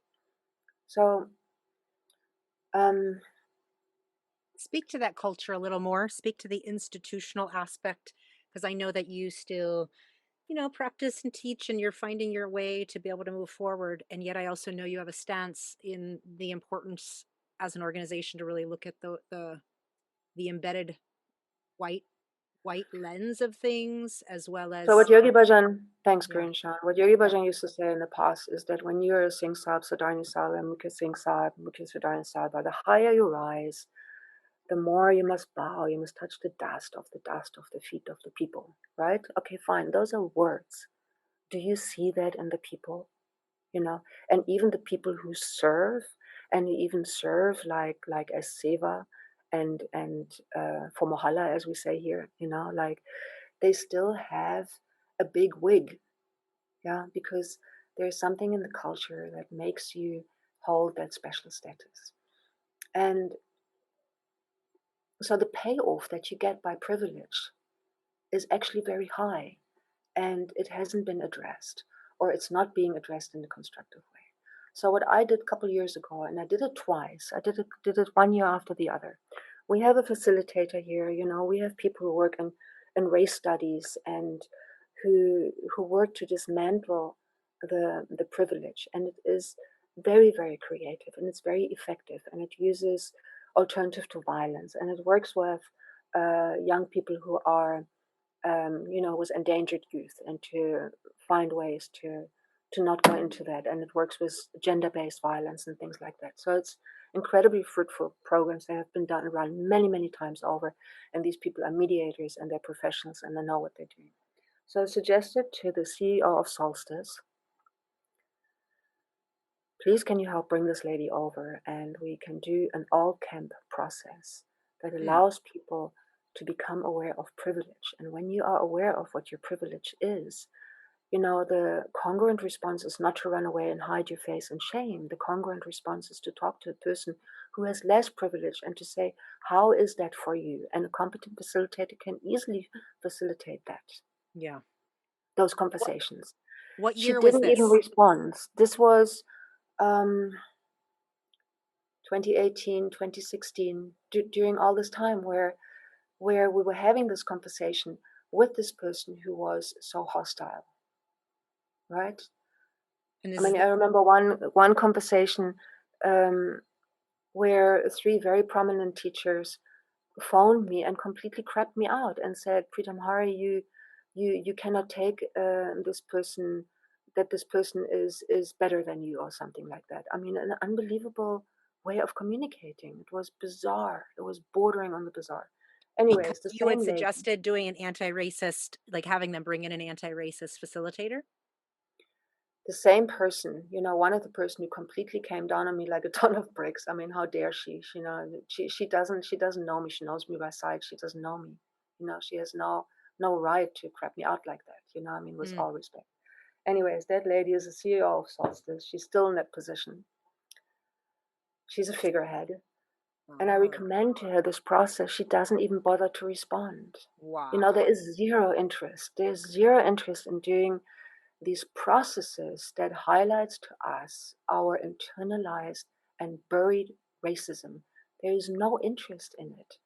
And the long and the short of it is, since 2002, and the olive branch and all these processes, and the very moderate Khalsa Council and all of that, they are moderates and they're trying to bring about change. But there is so much marketing spin that goes out that is again window dressing. Have you Mm, noticed that since 2020, every pamphlet has a person of color on it? It was never like yes. that before, and they're just doing as window dressing. And to me, it is actually vile. I think it is so disgraceful and so disrespectful um, to do that as a marketing approach. They're nice posters and they show people enjoying yoga, and there's nothing wrong with it. I love these visuals also, but they are not honest and they are not true. The people have not done the work behind it, and um, so Window dressing is a great word, to since 2020 to, to paint your website with people of color and to start using trauma language when what's being exposed is very, very deep and dark roots of predatory abuse, both racially, sexually, financially, psychologically. And that hasn't been addressed, right? So it's like window dressing without actually looking at the institutional culture that has been embedded into these institutions. yeah, and the sense I have there is a very tensile sort of web of something that is holding itself through the thoughts and the feelings of the people that are not being aired and expressed. There is something that feels very skewered in this collective pain body, and it hasn't settled and it hasn't exploded enough. And I feel some sense of compassion, even vis a vis the people who are trying to correct this, because the way they're going about it is futile. Explain more. For me, the way I see it is there needs to be a level of honesty, of sharing how you feel, what you're experiencing, experiences are, maybe a level of owning up, a level of regret, a level of saying, I didn't realize that I also, in the way I pursued this culture, um, took away the voice of other people. There needs to be some talks around that where people say, I I was part of this, that somebody felt ostracized and that they weren't given a voice and that they walked away with a lot of pain. And I'm sorry that I didn't see this earlier. There needs to be conversations around that. And that can help to deconstruct some of the inherent shame, blame transfer, and dishonesty that exists in the Dharma. Mm. And the fact that people need to keep putting up their facade um, around this. And until and unless we do that, we cannot properly resurrect. We will resurrect. I think that to me, other people disagree. I mean, when they talk about the different people, some people ran away, other people are in harm calculus, and other people are deniers. And I'm kind of in the harm calculus group, like, and I I'm okay to be there while keeping my mind open to, and I long to see what I long to see in a kind of sense of deconstruction and in something rising anew. I um, have a lot of regard for the teachings of Kundalini Yoga. I practice them. I practice with some moderation, but when I practice also very intensely. So, I see the effect within myself, and I don't see that. I'm aware of the fact that my spiritual growth, if you call it that, is by the grace of the infinite. So, I have to also reconcile with where I'm at, whatever that is, whether that is good or bad or somewhere in the middle. So And help me I or try. help us know what how, if any, did your relationship with Yogi Bhajan change once you read the ABAOB report or actually started hearing that he wasn't just having affairs per se, and I don't know how much you had your pulse on that, um but that he was actually like really harmfully abusing, sadistically abusing the women that were in his caretaking positions. In Um, terms of, especially because you had this incident that did go unaddressed in your own ashram, and so I don't know, did it spin you into, like, new levels of reconciling that hadn't been. when this all came out, I tried to sort of acid test it with my own perception of him, and um, I did not see that he was inappropriate, like sexually inappropriate with people. I thought that he was sometimes confrontational and slightly on the edge of um, not honoring boundaries, but I thought that he had the capacity as a spiritual teacher to do that. So when all of that came out, I was, I went through disbelief and anger and great sadness and um, removing all the pictures, not being able to relate with him, not being able to see him. And I went out to seek conversation with a number of people to be able to somehow confront myself enough with it so that I would understand this through actual people who I knew. Mm. And where I'm at with that now is that I remain open to hear people and their experiences. And I try and be big enough to hold a candle for their experience. As regards him, I think I drew a line as to how I experienced him in the past. So I have a memory of my beautiful I have a memory of the beautiful events with him, and I keep them somewhere there in the past, kind of like in a shrine of sorts. And at Hmm. this stage now, I have detached somewhat from him as my spiritual teacher.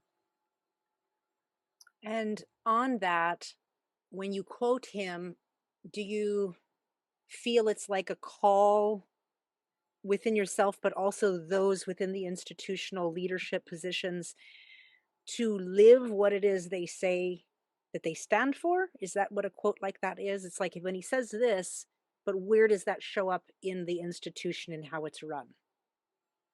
Something of that nature?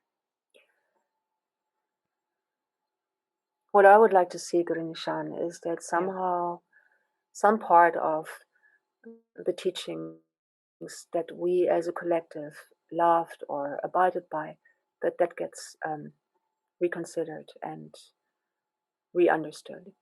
I teach a train and I do level one and level two.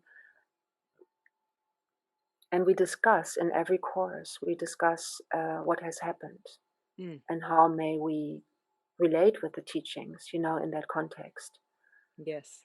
So, as you know, a lot of people come to the yoga and they love the yoga and they love the teachings and they don't have the relationship or the need for the relationship with the teacher. A lot of people, even, many years beyond his passing, have said, I struggle to look at the videos. Sometimes we read the stuff and we say, what jumps out at you? What is a quote here that you can work with? How would you interpret that? So we try and find a way that is not here, not there. It's nitty nitty. It's not this, not that. It's like, what is in it for you? Can you take something up from this? Is there something of importance? And what I would like to do there for myself is that I want to find some level where I can distill or pull out some goodness from it. Because um, I've come to realize, and it sounds really dorky, but I have come to realize I'm 63, Mhm. that um, life is not all good and bad. There is sort of like something to be distilled out of everything. I live on a farm, we make compost. So there is some part of goodness that arises from that. And without wanting to sentimentalize it in any ways, Yeah. I have a sense that some aspects of it can be integrated and used, but I stand back from, a generalized whitewashing or holy making. And I don't teach that way. I don't use the yoga to override an issue. Um, the yoga is going to be the sensory or the somatic experience in some ways. Yeah, Yeah. sitting with it. And then there's other process that allows you to mentally and emotionally incorporate and process something. So I don't teach at all the technology to override anything because I think it's ultimately brutal and I think it is stupid making. I have no other words for it and I won't do it. I completely step away from that. Yeah. But I And find merit in it. I want to I pause and find just say, merit in a spiritual path and in a spiritual practice as well.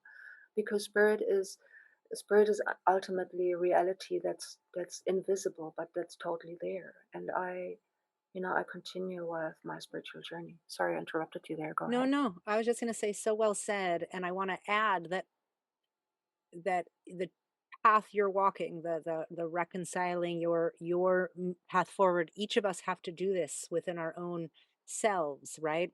Within our own past, present, and ways of moving forward. But even for you to bring forth and cut through the silence culture and to bring elements of transparency, that you're running a teacher training and you're bringing up what has taken place in the last 2 years, not just kind of pushing it aside, removing the name of him and just pretending that the teachings are wonderful, as opposed to how within this body of work could so much silence happen? How could this happen? Like, to even use that as a part of curriculum changes the history of how this culture has been disseminated. Completely, and I believe that wisdom teachings cannot be abused, to abuse people. And I want to tell you something else, Gunishan. I mean, the way Yogi Bhajan would be often very forceful, poke, provoke, confront, elevate, etc., um, was often, first of all, it was a bit Russian roulette, like Yeah. was this thing going to work out or not? Secondly, it was often rude and brutal. Okay. Thirdly, there were a lot of people who emulated that. So, That's right. we Yeah, have their a teacher bully. persona was brutal. Oh Absolutely. my God, we have a bully culture in this Dharma Yes. that's unparalleled. And you know what? I have never been able to do that. I have never been able to do it in all these decades. And I thought I was a wuss. I thought I don't have this together, but I never did it. And everything that has happened so far has confirmed in me to be impeccable with how you approach people. It's a statement of service, it's a statement of sensitivity, it's a way to match the person, to meet them where they're at, and to see how you can serve them. And I must say, to Yogi Bhajan's credit, he did also emulate those parts for me. Like in the 80s, I was an administrator. And even when I went to the US and I did those transcribing jobs, I was an administrator and I loved administering, being an admin person, because if you are an admin person from the heart, it gives you an in and you Mm, understand and you can start weaving the field in a constructive way and network and you know who's who and what's what. mm, But this thing of confronting people and shouting them down and shattering their egos, to me, that is not only a bunch of bullshit, it is also very destructive. And on yeah. the once or twice, two times I have done that, and people have run away pulling out their hair, and I went, this doesn't work. This is Mm, horrible. Perish the thought. I won't do it. It's mm. toxic, and I won't have that kind of metal, like entanglement with people. So Yeah, well done what and I'm well very said. big on at the moment these days is when we are teachers or have any kind of function where you stand out a little bit more, people look towards you, you actually have to step back a little bit more and lead from behind. This was one thing that Madiba Nelson Mandela said, he was leading from behind. And what that means is that you have an awareness of the field and you try and see what the field needs and how the field can be nourished. Yeah. So in many ways, if you're now standing out, because if you're a teacher, and this is also, it's a big shadow identity for all of us collectively. Every teacher has a big shadow identity because when you are visible, then you actually, like, all the energy rushes towards you and you gather this energy, and then what do you do with this energy? There is an underbelly and a shadow part to the teacher that is very big, and um, it makes me question sometimes my identity as a teacher. So I Mm, try and break that up all the time, because when you're a teacher and you gather all this energy, then what do you do with it? Does that just blow up and inflate your ego? Does it blow up your spiritual ego?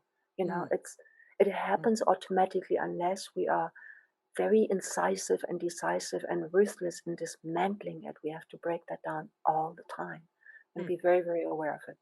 And um, when you go more into the thing of holding space in Sangat, then you don't have to say so much.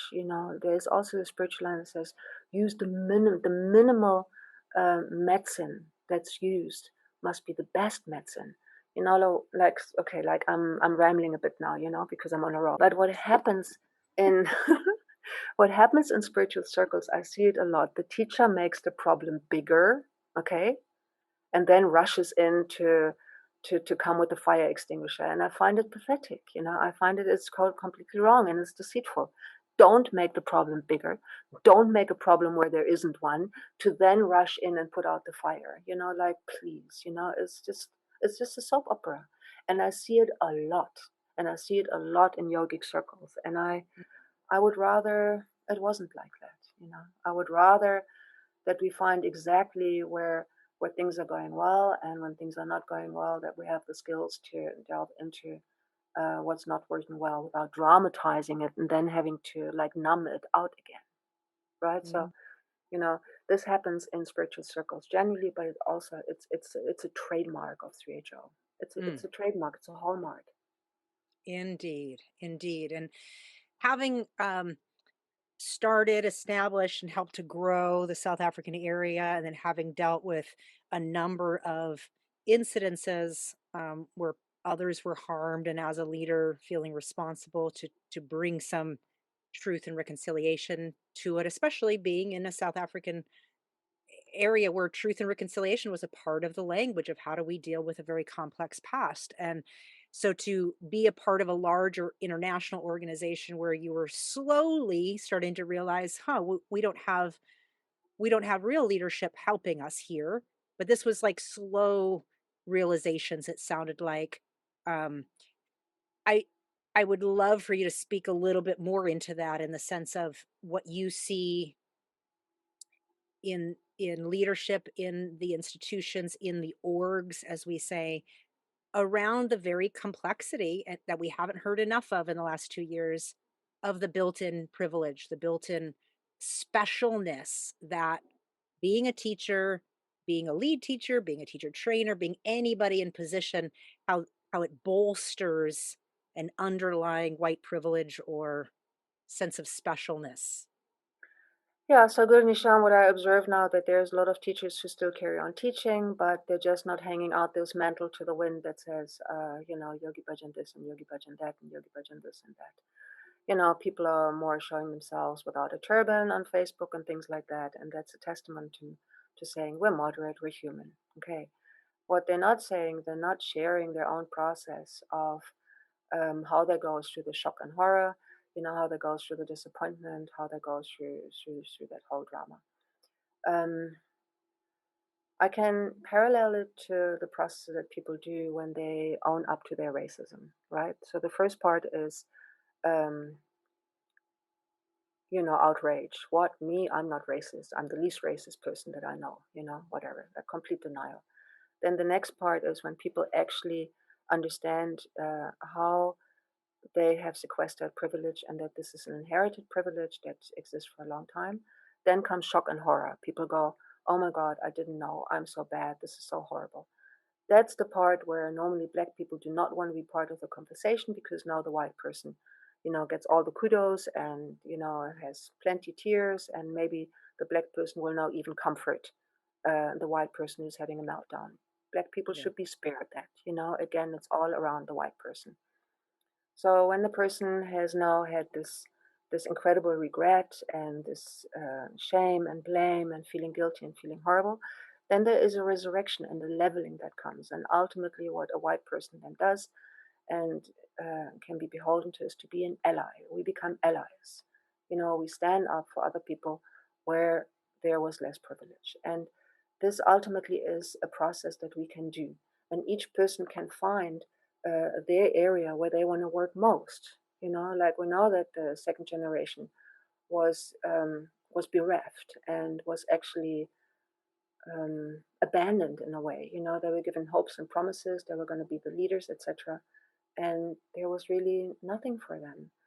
And that is a betrayal of an entire generation. Yeah. And some people seem to cope with it better, and other people um, are very, very, very against anything that has been given to them, and it has disrupted families and hurt families, and people don't talk to each other, etc. So this process should be done by the first gen. They need to go into that. And a lot of us are maybe at this stage now elderly, like we're in elderhood, and maybe people think, I don't need to do this anymore. Let me just live my older years out peacefully. Or maybe people are just numb, or they're in vanilla beige, they're in la la land. They say, what does it matter? But it matters hugely. And I give you just, there are a million examples. I'll tell you one example. um, Culture Council was always seen as something very important. And yes, there is younger people, but mostly I think it is a fraternity and sorority, Sorority. sorority. A group of fuddy-duddies, a group of elder people. They all pat each other on the shoulder and think that they've got, the ethics and the moral high ground down pat, and they don't. But how do they not have that down? Like, for instance, a person passed, and then another person passed, and so, and then these obituaries are written and they are circulated to the entire world. And that's where I don't get it. Yes, for the Khalsa Council, that's important. That was a peer and a friend and a brother and a sister. And, we pay them our respects, and we say Akal and whatever else. And we mention them in Ardas and we want them to go into Sachkhand and on the arms of the infinite. For a small group and for the Sangat and for the family and for the Khalsa Council, that's important. But who would get the idea of circulating this to the entire world? This person is not important to these other people. But the self importance that these Khalsa Council people give themselves Mm. is completely bizarre. Yeah. So that's a blind spot that the person can't see until they have deconstructed themselves. Secondly, all these people who engage lawyers and counseling outfits and this and that and the other to help heal, they need to um, look at their own involvement and where they need healing and where they have regret, and they need to be a little transparent around it and not be high and mighty. That high and mighty is the unaddressed privilege. So, what I would look towards is that people have talking and sharing circles, and that should be facilitated sharing circles, and that should be the people who are office bearers. They need to um, talk to each other about, and then they need to share with the community what they have realized. That's the very most fundamental step. They cannot be so shielded, so white, such perfect turbans, such beautiful Adi Shakti pins and so, and just carry on as normal. It's brutal. That Mm. doesn't work. You can see that they have not done the work and they are averse to it because somebody else comes in and says, this is a process that can work, and you don't even get a response. Then you know that the work is not being done. And Mhm. until the work is not being done, there is a tension in the system and it's palpable. And, for me, I have just gone completely cold vis a vis those people. There's nothing they can tell me. They don't have any, there's no sisterhood, brotherhood that I feel with them, unfortunately. So I go back into just, working with my spiritual life in some way that feels congruent to me. And knowing that on some level I'm held and I'm guided and I'm doing the thing that initially inspired me. I find your language and your approach to your own process, healing and way forward is courageous, and it's outspoken, and it's complex. There's not anything simple about self examining in this way. Thank you, Gurishan. And I also want to say, that I teach both here in South Africa and I teach in Austria. And the years gone by, and the 6, 7 years ago, I taught a lot in the Gambia and Togo. I taught level 1 in Burundi. Um,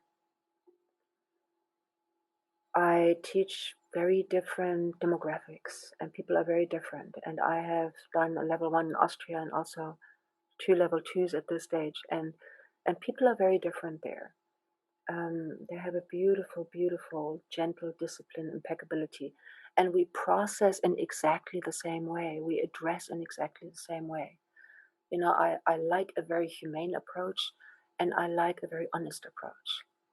And I don't want bluster and bluff and because that flies in the face of a spiritual integrity.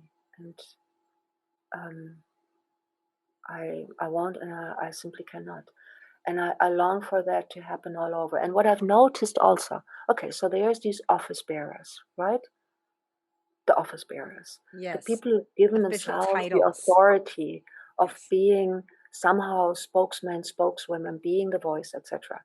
And they carry on with some sort of airbrushing and photoshopping and whitewashing stuff.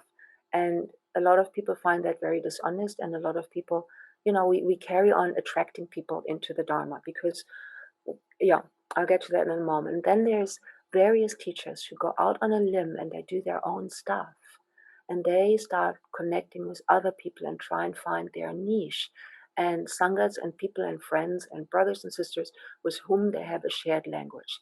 So what I notice is that there's a lot of different little pods that operate and share with each other to a more or less degree of honesty.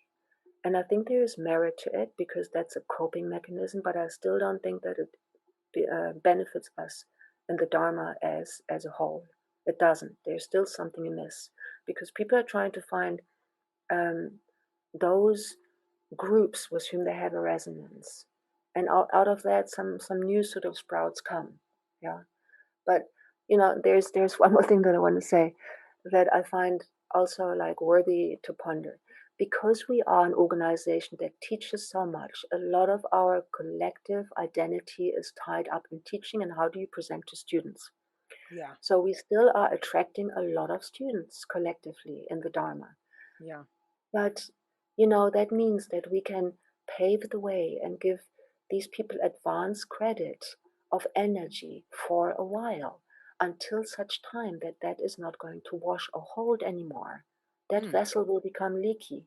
So if we as teachers need to be so together and so wonderful and so exemplary and so graceful and everything that we cannot um, take care of our own shadow and our own disabilities and our own brokenness, then ultimately we will not be able to sustain the new people because what are they coming in for? They're just coming in for more of like false bravado, false bluster in the yoga world, which actually, by all intents and purposes, is also very false. There's a lot of mighty big egos walking around, and we're going to be doing the same. We're going to be creating the same, unless we have the capacity to deeply self reflect. And that's what I long for.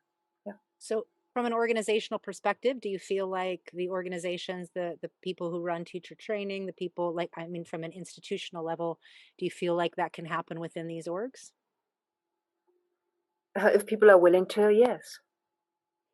And do you If they're willing see to, the because people in becoming more, position being willing yeah, to? if they're willing to, it can happen because becoming more humble and owning up and going into your own sadness and grieving and anger and so even not just privately, but with other people, um, doesn't take anything away from you. It makes you the more holistic, more well-rounded person.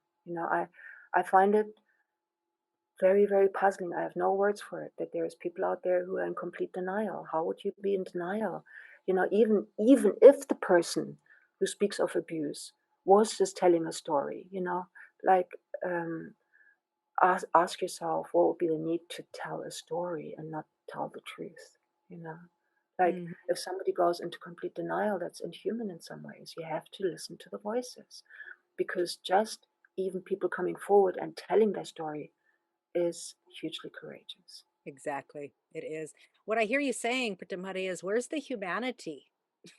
Where's the Where- humanity?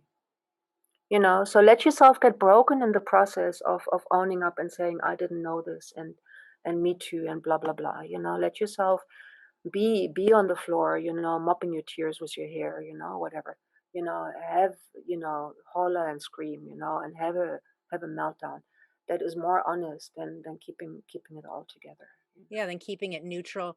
I guess the question I have for you, in that you're no spring chicken to this, when YB didn't create that space, when YB didn't instill that transparency, that honesty into the institutions, into his formidable legacy teachers, and yet you've had incidences that have forced you to crack open and reconcile in certain ways.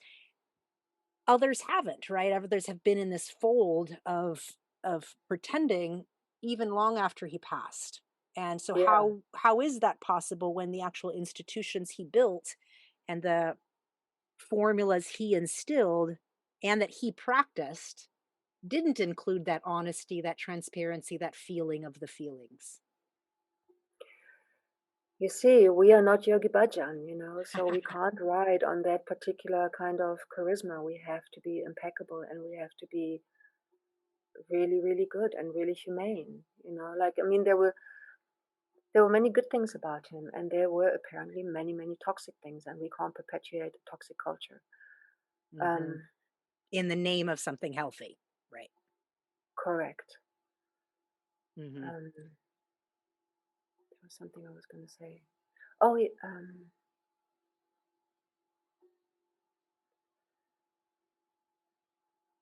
yeah, if we carry on with this bluster, it consumes our psychic energy that we could be using for true self-healing, and consequently healing of the field. And dismantling false identity so that a new identity gets to merge that's actually rooted in something versus in quicksand. Yeah. And then, well, you know what? We'll just be people, we don't have to be big wigs. We don't have to have importance.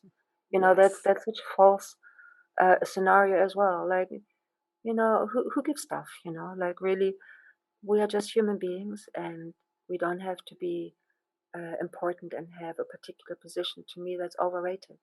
So um, I'm I'm quite big on that as well. I prefer that teaching style where the person can teach through a kind word or through silence or through reaching out in a humane way or something, so that our web as people becomes more informed through kindness and humanity Yeah. than through posturing. And it is ultimately a horizontal state that we have with each other, not a vertical one, you know. Right. Not a pedestaled one. Correct. And oh yeah, I remember what I wanted to say. Um, by the way, I feel very blessed that somehow that didn't work here in South Africa. This vertical thing didn't work, and I'm very indebted to my peers who very compassionately reflected that to me. That Mm. the verticality is is passé. It's overrated. It's not Aquarian, and I very very much stand by that. And why do we still have groups anywhere where people just are with others of a similar mindset? Because of this confirmation bias. You Yeah. seek the people who's not going to challenge what you yourself think. Right. Mm. We have our own mental emotional algorithms. We draw to ourselves the people who think as we do. And then we keep patting each other on the shoulder. And then what we do, Guru Nishan, and of course that's a beautiful thing and nothing wrong with it. But then we go and we've got healing circles and we've got chanting circles and we do another 2.5 hours of this and that, and we have kirtan and we have prasad and langa, and it's so cozy and so wonderful. And that also creates this confirmation bias so that we can keep putting a layer of niceness and holiness on it without addressing. And it's not going to stand us in good stead. It's not going to fly. It's not going to work. It's not going to work ultimately. The deeper Mm. process needs to happen. Without And that becoming expedient and used, mm, it gets used in order to not address what's real. And that is a shame. And that is a misuse of the beauty of even the Sikh Dharma practices, the Bani, the Kirtan, and all of that. I got tingles. That is so well said. It is so Mm, well said that the very thing that bolsters the very teaching that we use, whether it's a spiritual this or whatever, and we put that out to the world, that then becomes another shield to then see the violation that we are doing by not self-examining. And yeah, that's such a good example by global healing, sending healing through Ramadasa. Like it's like using this great practice yeah, ish, right? But using that to bolster a form of projected humanity that's yeah, not actually rooted in the real humanity of the person that is next to you getting blasphemed by a teacher in the name of their upliftment, you know? exactly, And I want exactly. and I want to pause on that again to say, I'm curious of your thoughts on this. Not all teachers modeled the YB uh, beat the person up verbally because they didn't have that bully in them. I think you were an example. So when you tried, it didn't work. And so you allowed yourself to learn from your students that were then saying, "Oh no, you can't teach like that. I'm not going to listen." But not all teachers operated that way. And so one of the things that's occurred to me is that I feel like within the Dharma, that kind of comparison of types of teachers was used as a coping mechanism to not see what was in plain sight by just saying, "Oh, well, I wouldn't follow that type, but I'm this type of teacher." The people who were more bullyish, they actually had more powerful standing, and to me, it's Exactly. barking up the wrong tree. That it's not spirituality. It's strong arm tactics, and they ultimately the way they knock on in the community creates a kind of cruelty that we should not have. We don't need. We don't want. It's not spiritual. Spiritual is something else, But and they were emulating their teacher. they were emulating their teacher, and they were just acting out of normal human nature. I mean, Mhm. I mean, um, I ran a business for a long time, and I dealt with staff for a long time. Through my shop. I mean, I did the yoga, but I also was in the shop, and so I dealt a lot with staff. And I had very, very unaddressed anger issues, and my style was always, I like flip out because I'm like very because this wasn't clean and that wasn't done properly. And afterwards, I go to the person, I say, I'm so sorry, I blasted you. And eventually I went to myself, geez, you're just a nutcase. You freak out on people and then you always say sorry. So I Mm. went like, damn, I have to address all this stuff that I'm angry against. Yeah. And, anger is around where boundaries were not honored, and where I didn't self care or care for others, or where I didn't respect others, or where I didn't respect myself, or Mm. where I felt I wasn't respected. So my backlog of anger was massive around that. And when I started clearing like this event and that event and that event, like I started pulling them up out of my psyche. So I wasn't, always having like this volcano that was wanting to erupt, because I had a lot of historical um, memories that had been stuffed down. And when they're stuffed down, they become exponential, Yeah. right? They become stronger still. So, my way of like blasting people was I always go afterwards and say, I'm so sorry, I'm so sorry. You know, this was not cool. So I thought, man, like just let me address it, in myself, because I couldn't pull this off. And maybe it's more like the culture of patriarchy, that some of the men felt that they could do this very forceful behavior, but it's actually just a pathology of human nature. There's nothing spiritual about it. So now, if we then go into Sangat and we have kirtan and things like that, it can come out of the heart and devotion, but let all the other conversations happen. And if something went wrong, let it be addressed. And if somebody wasn't respected, let that person speak and let that person be heard and Mm. let that person get justice. I mean, that's the kind of way how we can build Sangat more solidly. There has to be a culture of um, Transparency your and voice is out from welcome. the silence. Yeah, out from the Your voice silence. is welcome. Yes. And I'm not going to shame you, and I'm not going to blame shift, and I'm not going to obfuscate. I'm not going to say, oh, no, no, no, no, he didn't mean that. You must have misunderstood, right? Gaslighting, right? No, Yes. there's not going to be that culture. It's going to be the culture of let me build more courage so I can be very honest at all times, Mm. and not be silenced.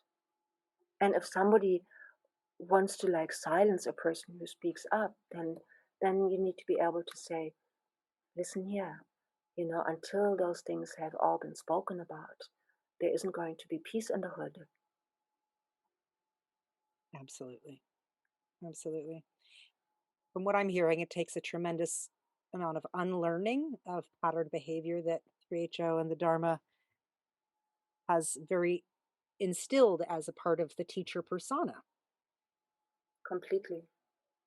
And so the complexity of actually unwinding this, I love what you're saying in that it's not just a personal process. It's actually a collective one. It's something we have to do publicly and in a social atmosphere, because this isn't just something that happened in our own interior. It happened in our interior and in the public atmosphere in which we've called community. We have to publicly bow our head, like the things that also happened here.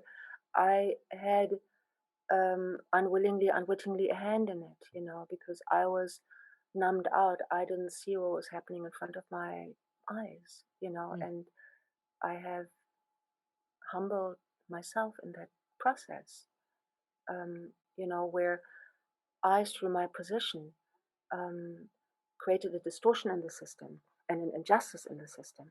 Mm. Mm. So, if we do that work, then something heart-centered and healing and very beautiful can come about. I still have, this is still my spiritual home, Mm. and I'm indebted to it.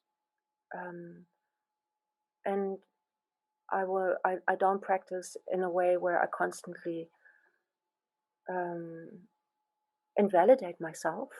I practice in a way that feels commensurate with my energy and my day and how I speak to God within myself, etc. It feels commensurate with where at. I'm not in a self-talk where I invalidate. So Yes.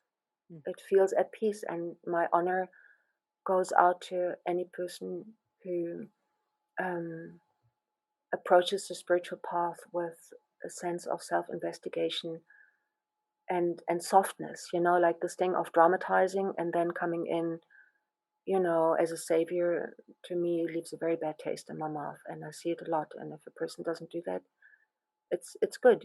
Build yourself up to be um, in touch with your strength and know what you can deliver, and know when you need to step back to self-care. So true. So true. I find that so much of what you're speaking to in your own personal process on your own spiritual path, it's reminding me that so many of us have a lot to learn from simply, although it's not simple at all, tuning into the anti racist process. That's going to be a guiding, that can lead the way for us to start Dismantle. unpacking some of the stupid stuff that we have taken on our shoulders, some of the collective beliefs. And you know what? I go back to that. Even if you step away from it a little bit, unless you properly dismantle it, Mm, that's you'll right. still silently project it. And that will also not fly. So the way the processes of dismantling racism, um, like there's this author, what's her name? She's got an Italian name, but she wrote a book on white privilege. She actually coined that term, Yeah. white fragility. Robin Deanna, Uh, D'Angelo. exactly. She was here 2 years ago, yeah, and I went to her course that she held at Stellenbosch University. She came over to South Africa, and there are lots of groups who do this completely valuable work. So the way we address racism, that same protocol with a little bit of tweaking we can use to address our own falsely buoyed up, falsely keyed up self-awareness. And when we do that, then we'll get to the true essence of what the spiritual work is. I mean, I humbly believe that. Yeah, I can't agree more. And you know, it's only been in the last 2 years that I've been able to pierce false identities around being another, around being a white woman that grew up in an Indian culture, which then didn't identify as a white woman because I grew up as an other. And that's Yeah, complex because I am a white woman. yeah, And so it goes on to how we don't see ourselves, right? Because we're yeah, living persona, we're living holy concepts instead of concretizing holiness into the whole person, yeah. right? And seeing the And because we wear an humanity. Indian garb, and we Yes, we actually sometimes fool ourselves that we're more Indian than we're white, and we're not. we're We're just. not. It's I a mean, talk lie. to Indians, and they say, "Oh yeah, the Buddha Sikhs." Yeah. I mean, some of them love us, and some say a big fat fucking joke. Sorry, excuse my French, but No, it's um, important though that we're seeing the reality of us, not yeah, the bolstered up persona of us. And it's the same thing when it comes to consciousness, awareness, holiness, compassion. Are you really, right? Are we really, or are we just using fluffy words to add to a persona, or are we actually acting day to day in a way that's humane? it's You know what I true. mean? And Yeah. Guru Shan, the worst part is that many of us, when um, I've seen that in the Dharma a lot, that the 3HO Sikhs actually are quite biased towards Punjabi folk, and Horribly um, biased, horribly that racist, and a is built-in kind of white exceptionalism around, "I need to protect the what my white sisters in India from the brown Indians." well, I mean, that part, it has merit, I mean, the kids at school when they had juluses and things, the boys would be on the outside and the girls at the center so they wouldn't get groped. I mean, there is, sexual transgressions in India um, that are quite endemic and they're insidious, but the bias that our Dharma has on some level vis-a-vis Punjabis, I mean, except for many, many, many exceptions, there are a lot of people to whom that doesn't apply, but there is a lot of people who have a huge bias towards it, which is also just like another thing that is just so off, it doesn't go. Yeah, it's true. Um, I want to encourage listeners to go back and listen to some of the epiphanies I had on this very topic back at last September. I think it was episode 39, and I talked about the Indian fetishing white women and white women in our Dharma fetishing the Punjabi Indian holy Sikh, um, and how that's kind of built into our culture, and and then from that, kind of the white exceptionalism of being othered. Any of us who ever grew up feeling othered, whether it was Huddy Budgeon wearing his turban at Waldorf or me going to public school or any one of our other stories, the Yeah, otherness is a real part of our sense of identity. And it yeah, takes our ability to see ourselves as white people clearly, right? And it doesn't, and like you said, the garb, the dress, the verbiage, just all of it. And it took me all these years to suddenly see for the first time, holy moly, a form of racism, or sorry, a form of white supremacy is having the exceptional white story. Oh, I'm not racist because fill in the blank. hmm, Because I was born a Sikh, because I was born outside of mainstream America, because my name is Guru Nishan, because um, and we all have that. And I think that what you've really brought up on this episode so well is that l- subscribing to a teaching and living it, subscribing as a spiritual person and living as a spiritual person, there's a red sea between the two. And within that requires a level of honesty and transparency and self examination. hmm. That was powerful. Thank you, Guru Nishan. Thank you. Thank you. Before we pivot towards our end here, is there anything last that you want to say? I know that um, we've been in communication since 2020, and it's again been such a privilege to be circled back around into each other's orbit. But watching your process, watching it from a distance, hearing your voice, watching your own dismantling, um, just anything last that you want to bring to this episode before we wrap up?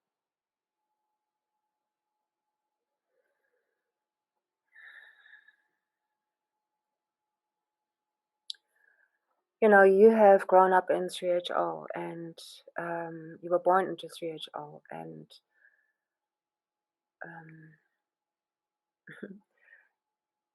you even have your beautiful name that you were given at birth, which I think is wonderful. I feel because, I was like so young when I started in 3HO, I feel that this has been my whole life. And even though I've kind of stepped away from the orgs, I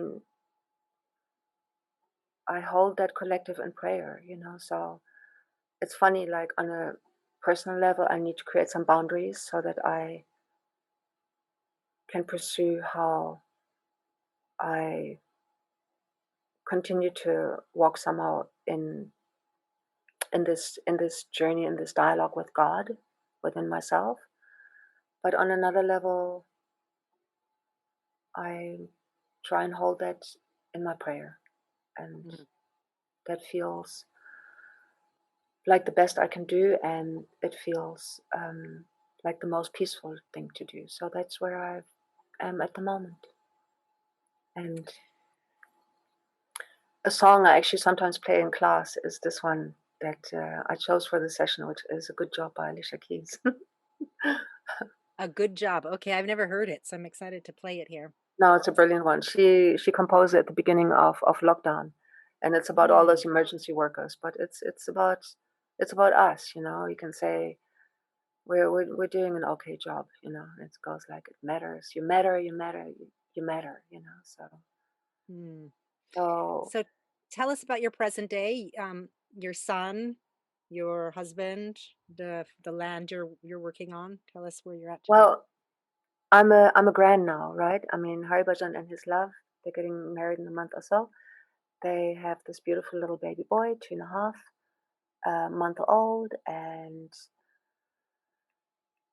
yeah, we're in this intentional community. It's 100 um, hectares, and I live in a mini house that Harbhajan has built, and he's mostly here, and I go and travel and do my thing. Mhm. And we also run events here, and one can come and visit. We have an Airbnb, and we also rent the place out for events, and we are a bunch of yogis and non-yogis. So it is a rather diverse community, but we are sort of centered around the nature conservation and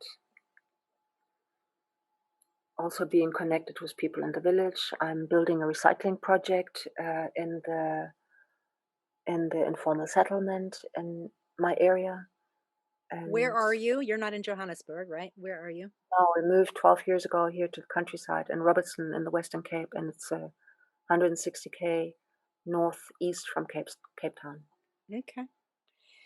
Well, congratulations to your son. We celebrate him and his new wife coming up and baby and hugs to Harbudgeon and to the land, and I look forward to coming to visit. Absolutely. I can't wait.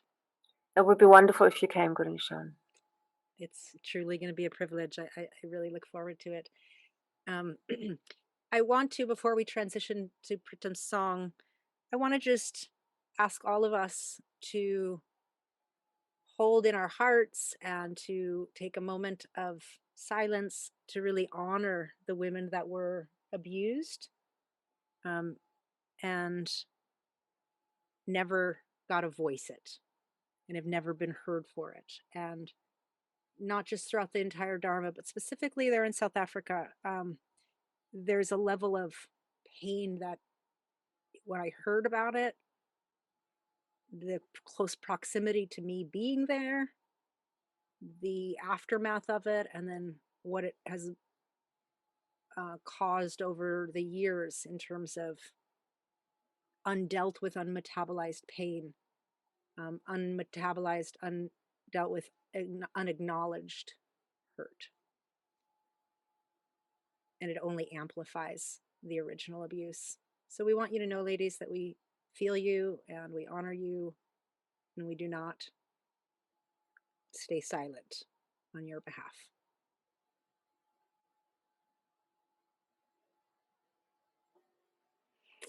And Pritam, I honor your courage to find a way through it, to not just bypass it, to not make excuses for it, but to dig in, to pick up a shovel and dig in, no matter how long it's taken to fully unearth it.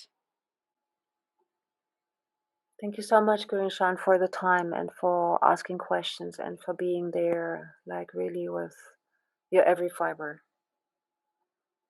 It's truly an honor. It's truly an honor. I feel like a part of my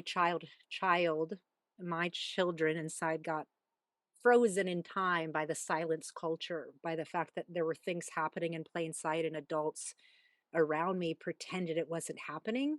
It's kind of Absolutely. like being a child and thinking hide and seek is covering your own eyes, Yeah. but you're not hiding anything, right? You're just covering your ability to see it. And Yeah. that's, the cape or the layer that's being shed off of me through this process of the podcast is bringing space to voice the things that have never been voiceable in our culture. Yeah. And there is a And that's the healing thing in that that. you keep doing, you know, like keep pulling off those layers, you know. Well, because Yeah. there's layers we can't access until something else has come off. And Yeah. so you're not in charge of anyone else's process. You can only tend to your own. And it's why I love you, right? You've tended to your own. There's your process is like no one others. And that's all we can do. But it's when we bury things that we're no longer tending. We're not being stewards of the earth if we're pretending it's not happening. Yeah. So I think that's beautiful. And thank you for that. We're going to go ahead and move forward. I'm going to share the song called Good Job by Alicia Keys. Alicia I just Keys. sent you a link for it. No, I have it. I have it. Okay, great. And here we It's go. very beautiful. That makes all things go, and you're always in disguise, my hero. I see your light in the dark, smile in my face when we all know it's hard. There's no way to ever pay you back. Bless your heart, no, I love you for that. Honest and selfless. I don't know if this helps it, but good job. You're doing a good job, a good job. You're doing a good job, don't get too down. The world needs you now. Know that you matter, matter, matter, yeah. You're doing a good job, a good job. You're doing a good job, don't get too down. The world needs you now. Know that you matter, matter, matter, yeah. 6 in the morning, as soon as you... As always, we don't listen to the whole song because of copyright issues, but don't forget you can go to the Spotify Uncomfortable Conversations playlist and listen to the entire song in full. Thank you for that. Pritamari, it's been such a gift to have you on the podcast. Thank you for bringing your voice to this conversation. I know it's not easy, and I know it's easier just to kind of focus on your own process and not bring it into public space. But bringing it here, I know is going to help a lot of people by listening. So thank you. Thank you so much. And I really look forward to speaking some more and to speak Yes, again. absolutely. Well, this has been another episode of the Uncomfortable Conversations podcast, the untold stories of the 3HO Kundalini Yoga community. If you'd like to contribute to this broadcast, you can make a one-time or monthly donation at gurunishan.com/uncomfortable conversations. And if you'd like to be a guest on the podcast, please email me at gn@gurunishan.com. Thank you so much for listening. Please share the podcast with someone that you know that hasn't heard the podcast or needs to hear this one. And love and appreciate all of the listening support. Talk to you soon.